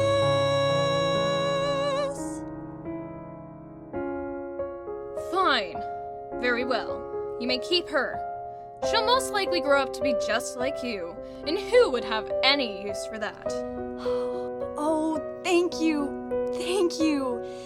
Thanks. Stop right there. I have more to say, and you will hear me. Keep the little brat, but this is not the end. I will cast a spell that none can mend. When your daughter reaches the age of 15, she will prick her finger on the spindle of the spinning wheel, and before she can tell, she will die. No! Wait, why? Because you broke your promise, and I cannot let this fly. And try her while she's young, but the countdown has begun. Briar Rose at 15 will prick and die. That will teach you not to lie. No! Be careful what you promise. The curse rang in the ears of the miller's daughter. She could not bear the thought. She must tell her husband the prince everything. But if she told him everything, that would include the truth. And she wasn't desperate enough to stoop that low. So she did what she does best. She spun a tale. Husband, what terrible news. What news could be terrible when spoken from your sweet lips? Our daughter, Briar Rose. She has been cursed. By whom? For what? Do you remember my 3 cousins who I invited to the anniversary banquet? How could I ever forget those disfigured spinning women? Well, I have a 4th cousin who I didn't invite. I told her we didn't have enough golden dinner plates to serve the feast with. But we have plates enough for the whole kingdom. Why did you lie? This cousin is not kind like the other 3. This cousin found out she was the only one not invited and came at the end of the party to scold the baby and me. What did she say? She cursed us. She said that Briar Rose on her 15th birthday would prick her finger on the spindle of a spinning wheel and die. I had no idea how dangerous spinning could be. I promise I will not let that happen. How? Take her to her chambers. I promise I will protect her. But... I promise. Squire! Squire! Yes, your highness. Come, my squire, fetch the crier. I have orders to give out. At this hour? Tarry not, second thought. Bring the painter round about. Jester, my quill and parchment. Pardon me, but you see, I am needed at the feast. Go and get them. Right away, sir. Time to act, but what to do? Find a plan we can pursue. Briar Rose must be safe. That's the promise that I made. God above, hear my appeal. Shield her from the spinning wheel.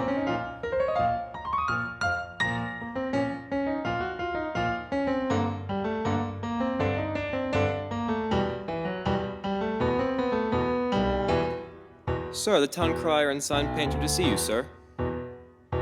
Gather round by this crown. I have orders to give out. Spread the word, make it heard. Every peasant must be told. Wait, your highness. The spinning wheels. What about them? Go relate it, clearly state it, illustrate it by order of the prince.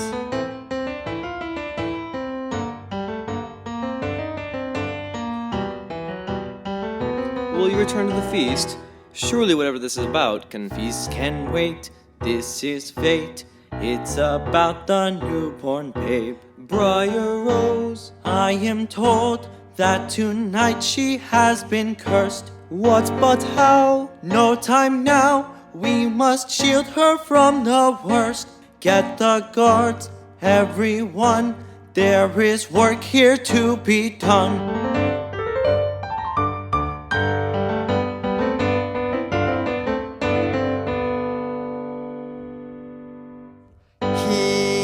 townsfolk, news to be broke. Come and heed it while I read it.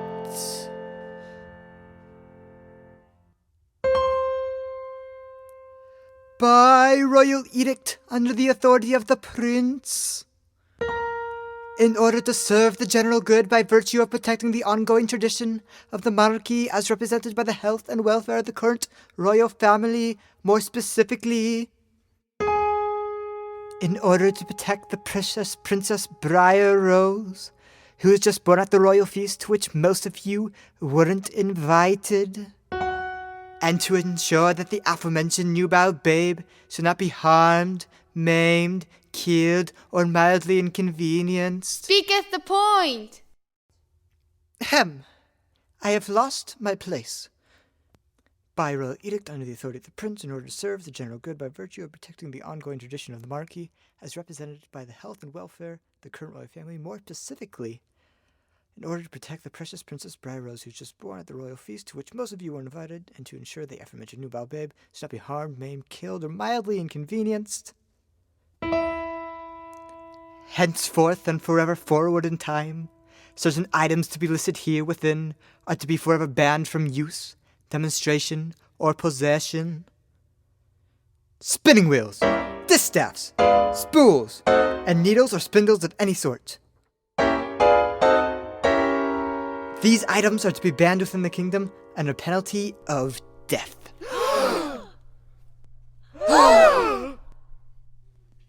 Halt, ye peasants! By order of the prince, you must surrender all spinning wheels and related items tonight, or face death. But I need my spinning wheel to make my thread. Surrender your wheel, or he'll have your head.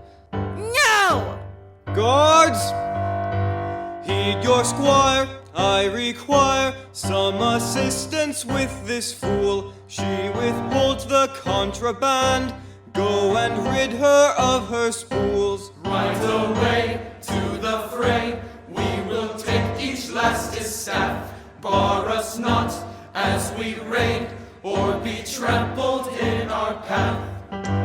Find and take them, confiscate them, burn and break them, by order of the prince. Run to your wives, they are threatening our lives. If she spins, take her wheel, it's too large to be concealed. Give it up, to retain, to withhold it is a sin, by order of the prince. Tonight's the night to leave your wheels behind. Heed the sign, to keep it is a crime. Find and take them, call to snakes again. Burn and break them, wives, by order of the prince. Secure the castle! Battlements and spires, build them higher. Protect the princess! Arrest her highness's cousins, the 3 spinning women. Go and find them, chain and bind them, gag and blind them.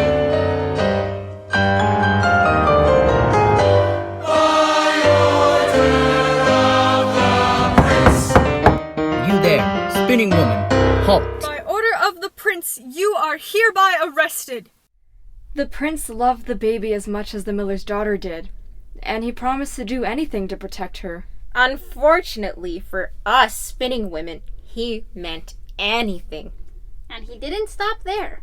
The castle gate was locked and the walls were guarded so that should the girl ever wish to wander outside the protection of the prince's decree, she would be blocked until at least the day after her 15th birthday, lest she venture out and encounter a spinning wheel somewhere outside the castle keep. They thought she'd be safe with no more wheels there to spin. It was a long 15 years we spent locked away. The old king and the queen succumbed to the plague, leaving the miller's daughter and the prince to assume the throne. And the kingdom didn't do too well either. Without spinners or spinning wheels, they all began to wear thin. Help a poor baker out, won't you? I haven't had a scrap for myself in ages. I'm wearing away, I tell you. Look here at this apron. It's mostly holes. Can't you spare a stitch of wool for one in need? No cloth to mend my oven mitts? No fabric to patch my sleeves? Spare a cutting, weaver, won't you? I haven't got any but what I've got on. But you are the weaver. Surely you must have some scraps better than these rags I could have. Not since the you-know-whats were banned. Hard on business, impossible to make a living selling these rags. A merchant must sell to eat. I haven't eaten for a fortnight. Buy, won't you? I needs to sell. Oh, what's the use?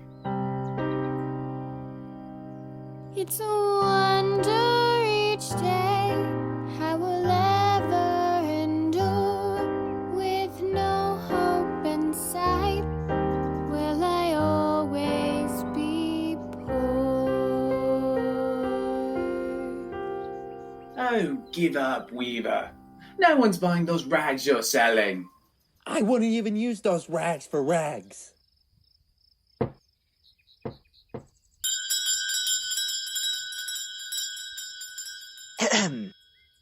Hear ye, a message from your king and queen. Today is Princess Briar Rose's 15th birthday, and to celebrate, the kingdom is invited to stay home. No balls, banquets, or buffets will be held.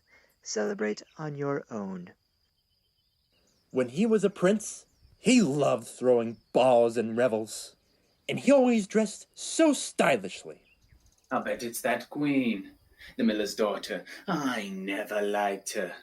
All wax and no wick, that one. And what's with this fuss about no spinning in the kingdom? Why, I've been wearing these same rags for 15 years. Hush, hush, hush now. I hear they come. I'm certain she went this way. How could you have taken your eyes off of her? Today of all days. Spare a thread, your highness. Spare a patch of cloth. Back, you beggar. Stand aside. I am nearly nude in these threadbare rags. There's a fabric shortage in the kingdom, don't you know? We all have to do our part. She must be here somewhere. But this is the market. And she said she was going to the market. You forget that she's my daughter. If she says that she's going to the market, that means she must be going to... You mean she would lie to us? I mean that she probably went to... Squire, you check the owlery. Guard, check the garden. Other guard, you check the stables. And other guard, just go! Have you ever lied to me? How can you ask me that? On this day of our daughter's 15th birthday, when she is cursed to prick her finger on a spinning wheel and die, and we cannot even find her. But we've burned all the spinning wheels. There is no danger here. There's no way. I have often thought there's no way before. And you know what happened when I thought there was no way? People would have said that there was no way a prince would marry a miller's daughter. And here we are. But there is surely no way to prick a finger on a spinning wheel in a kingdom with no spinning wheels to prick on. I issued a decree. They have all been burned. It isn't possible. I promise. Be careful what you promise. What? The world is full of dangers there outside. I promise you. I love her. I'm her mother. And motherhood changes everything. She will be safe. That's the promise that we made. She will be saved. But there are shadows every day of the curse that befell her when I held her first and said, I love her. I'm her mother.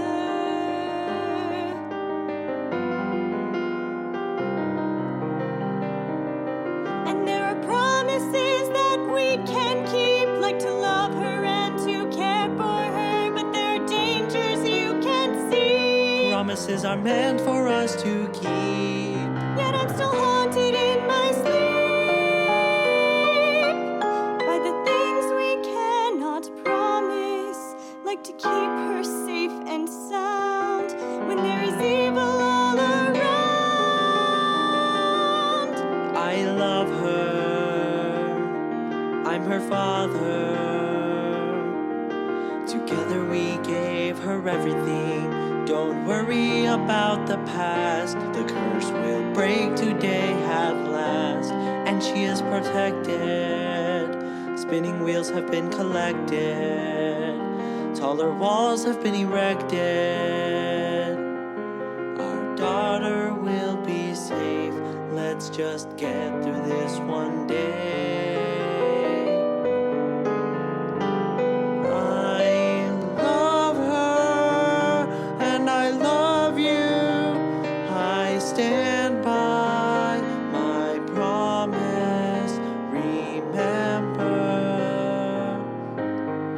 that we made a promise. I love her, I love you, my darling and my sweet one. I love you, and I stand by my promise. I love you, and I stand by our promise.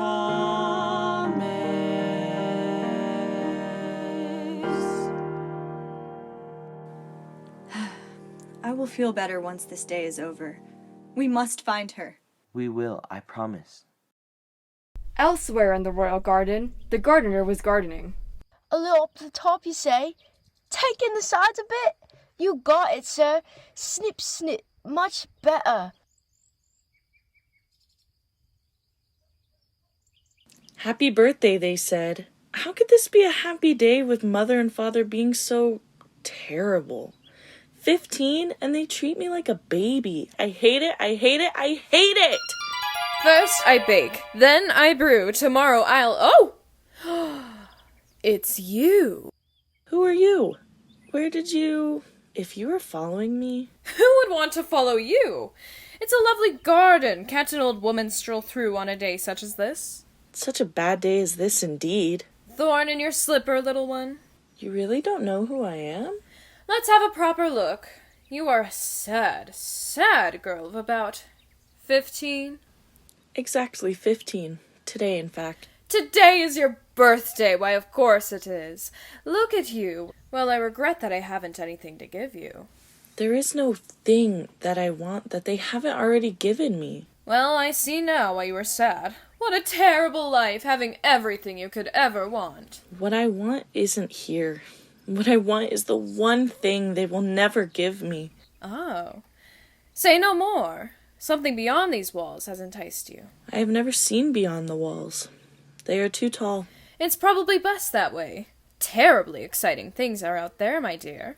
It's much calmer and quieter here. But I don't want calm or quiet. I want to see what's out there. Well, what's keeping you?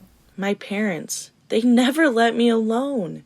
Always keeping an eye on me, or sending the guards to keep an eye on me, especially now that it is my 15th birthday.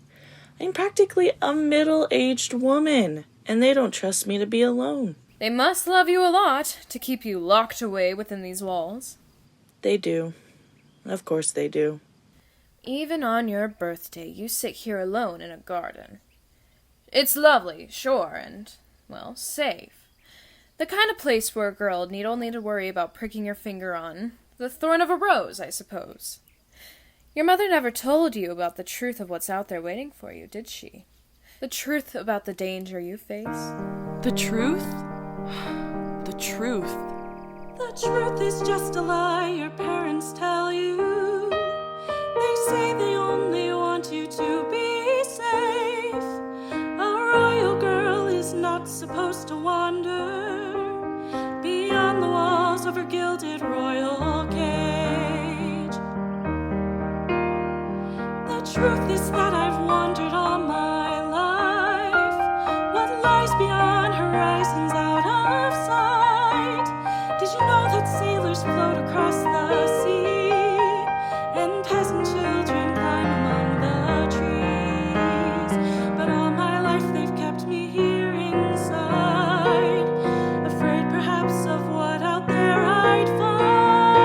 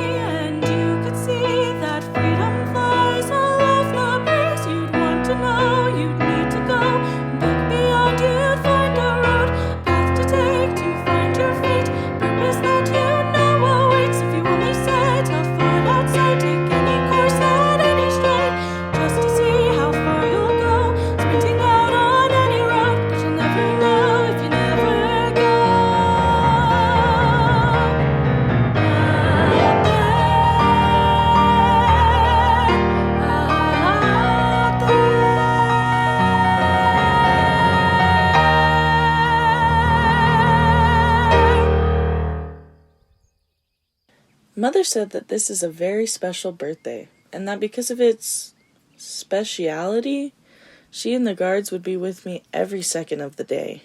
No privacy. Is that why you had to sneak into the garden today? Yes, and I can't stay here for long. They will send someone around to check it soon. I know a place they will never look, and it just so happens this place is also very special. An old locked tower. Your mother knows it well, but would never think to look for you there. Why would I want to go to a tower?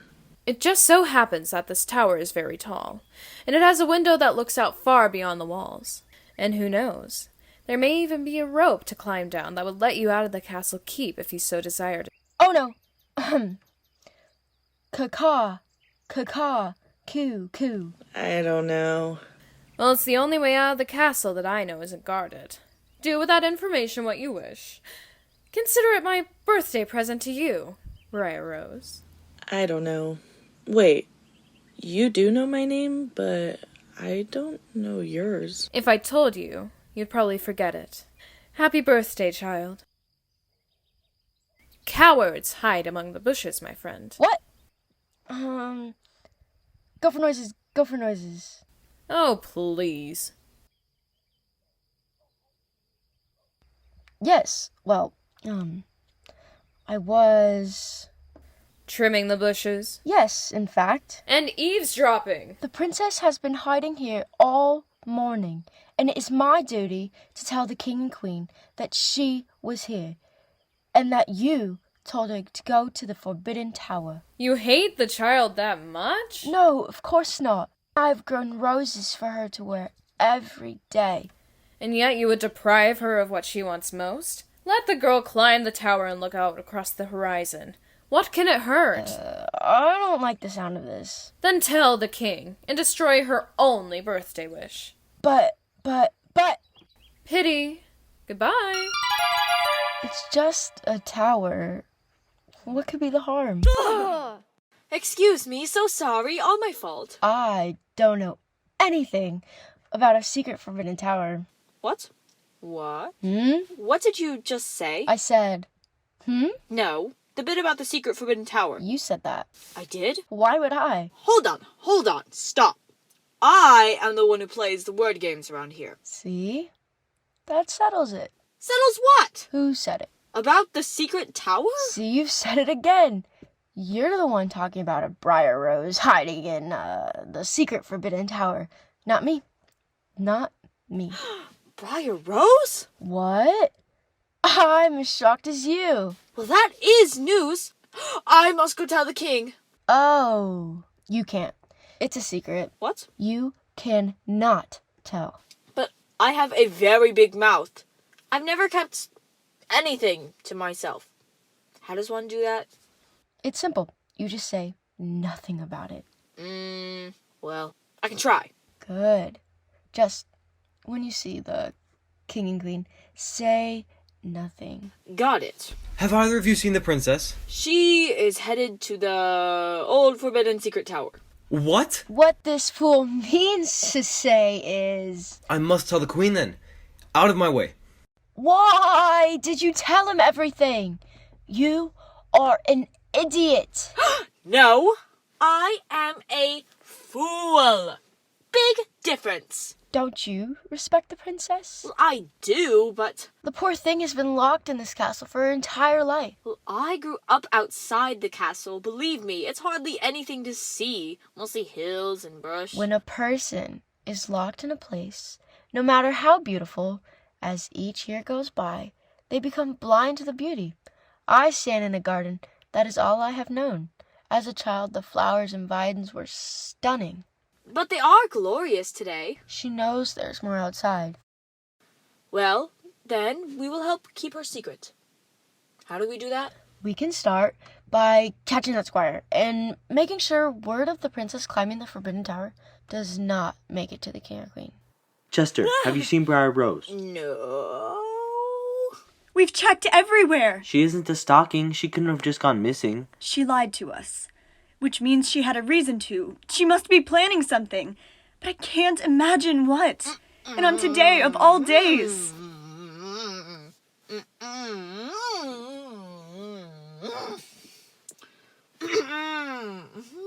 I'm sure there's nothing to that old curse, my love. And there are no spinning wheels in all the kingdom, nor any spinners. We made sure of that. But still, I still worry. Your Majesties. Oh! Did you hear something? Just the rustle of these leaves, Your Highness. Funny. Get those cleaned up now, gardener. Can't have the castle looking a mess while we are in crisis. Yes, Your Majesty. And you, Jester, you look like you have something to say. Knock, knock. Who's there? Not the princess. Better keep an eye out, or I will put your eye out. Now what will we do? Oh, He's coming too. Oh, what happened? Where am I? Squire, what are you doing sleeping in my pile of leaves? Most unusual. The king will be quite interested to hear you have been sleeping in the leaves. No, no! He can't know I was sleeping. I have a message for him. Although, I can't remember it. Oh? Something about the princess, and a birthday, and an old secret tall... Tower? That's it. Yes, an old secret tall tower. I must get to the king. Where did he go? That way. We mean that way. You two are useless. Thank you, sir. What was that for? You are the worst.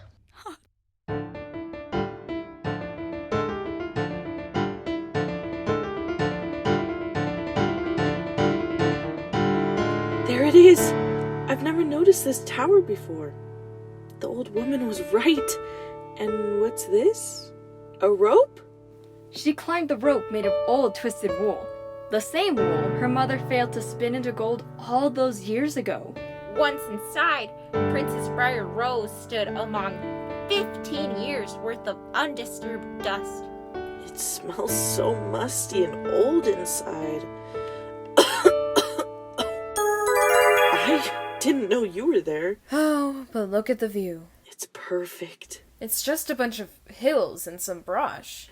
I didn't hear you climb up. Just look at what they've been keeping from you. It's wonderful. I never knew mountains were so blue, and that one there is shades of purple. I must go there. Thank you. You've shown me that what I always knew is true, that I belong out there in the world, whatever the dangers may be. I am to leave this place. Won't that upset the king and queen? And who will be next in line to take the throne? I can't think about that now. All I can think about is the freedom outside the castle gates. Across that moat is a whole other life to live, unchained by the restrictions of my royal birth. I don't know how much you are aware of what it takes just to live out there when you aren't born a royal. I've seen paintings, poor people out in the fields enjoying the fresh air, gardening, sleeping in the cutest little hay piles. Those serfs are working just to stay alive. They don't often live past 15. Well, I am 15 and I haven't started living yet.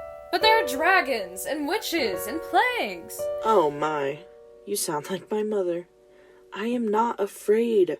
When I was a little girl, I used to fear everything. But then one day my dad told me that no harm could ever come to me. He said he made sure of that. I asked him how, and he said that when I was born, he issued a royal decree that no harm should ever come to me. Because of this decree, he said there was nothing I should fear, not even a prick on the finger. Those were his exact words. And this castle is a total bore. Look at this place. There is nothing in here but dust and wool. This wool is so old, it has turned to gold. That's impossible. Give me that. You're right. This is gold. It's everywhere. What's this? It's, well, clearly it's... Why, I saw one of these in a dream once, only this part was spinning. Shh. Try it. Give it a spin. Why? Oh, humor me, won't you? I haven't seen one of these in 15 years. Not since your mother. You know my mother? It's been 15 years since we've spoken. And on that day, I made a promise I mean to keep. Promises should always be kept. Yes, I wholeheartedly agree. Oh dear, will you help me keep my promise to your mother? I am running away. I may return, but not for a long time. It will only take a moment. Just a thread of your time. What do you need from me? I promised your mother that I would teach you to spin on a spinning wheel. Spinning wheel? This thing? But of course! Have a seat and I'll show you. Spinning is simple. Moisten the thread with your tongue. Push the pedal with your foot. Twist the thread with your thumb. That's the way it's done. Look, over there, up in the tower. Sorry, Briar Rose. They tricked me into telling. There's no way in! While everyone in the kingdom had their eyes trained on the tower, and within, Briar Rose had her foot on the pedal and her lip moistening the thread. No one was watching the jail cell where we 3 spinsters had been left for dead. So with a little luck and a lot of clever thinking, we got to the tower while the kingdom's hopes were shrinking. With no time to explain. But a spell to break, we seized upon the only opportunity we had to take. Now you see, the squire forced the jester to tell him about what we had heard from the gardener. Then the 3 went out to find the king and queen, still in search of their Princess Rose. The whole kingdom came searching, all friends and their foes. So we acted quickly, in plain sight of all, to thwart Rumpelstiltskin and what would befall. Briar Rose, may no harm come to thee, if you prick your sweet finger on the spindle you see. Though you may puncture your thumb, or slit open a palm, may the only thing to reach you be a drowsying calm. She pricked. She slept. And the whole kingdom yawned too. Each fell where they stood, in a heap on the dew. We spinsters 3 were left wide awake. But the kingdom, princess, and all were too drowsy to shake. We then did the only thing that seemed right. We learned from the gardener how to grow roses with thorns of great might. While the kingdom slept, our vines climbed the tower. You'd never know it was there unless you were there that hour. The castle was vacant, Briar Rose out of reach. But some heard tell of a tower, too overgrown to breach, and locked up inside a treasure most prized. Or so the Lord told as the story grew old. Many noble knights tried. They climbed, tangled, and died. They wriggled and twisted, but got snugly stuck. Then came one boy of but 15 who might have more fortunate luck. A traveling peasant, he wandered around until he found the tower he'd once heard about. But the thorns were diminished, the roses in bloom. So many, in fact, that he climbed softly, and soon he came into the chamber, and there on the floor was the slumbering princess he couldn't help but adore. Briar Rose. But the girl did not stir. Briar Rose. He thought of how lovely it would be to hold her. Could you be the princess the legends tell of?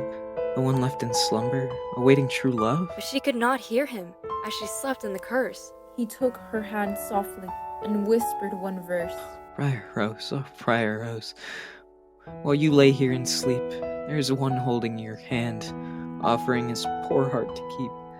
When she did not respond, he held her soft hand in his, then brought it up to his lips to give a gentlemanly kiss. While it hurt him to see that the girl did not rise, he laid her hand down, tears filling his eyes. The boy turned then to leave, but as he went to go down, the slightest of stirring caused him to turn round. His kiss broke a curse set 15 years ago. And Briar Rose turned and sat up, her eyes all aglow. You've come. I saw your tower, covered in roses, and I could not pass it by. But they are not nearly as beautiful as what laid inside. For years, I have slept here, untouched in my sleep, and it is your face I see in each one of my dreams. But I've never seen you here before. I'm not from here. I'm from... out there! Yes. I wandered the fields beyond these stone walls.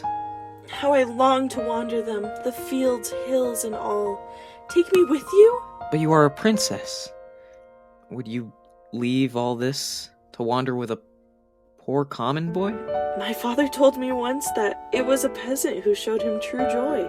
They kissed again, and as you can guess, each duke and peasant sprung from rest. The jester woke, having restlessly slept. He apologized to the princess, whose secret he badly kept. The 2 lovers were married and went on their way. Unlike their parents, no lies tainted their day.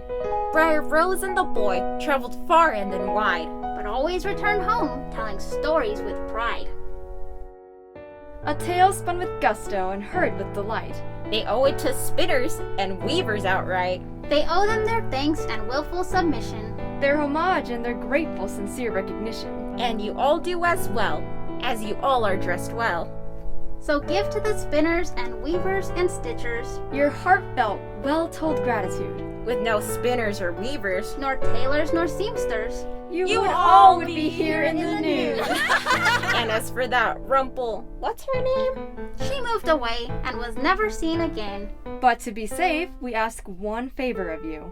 If you feel the need to repeat, limit repetitions to 2. And that's our end. Thank you, thank you, thank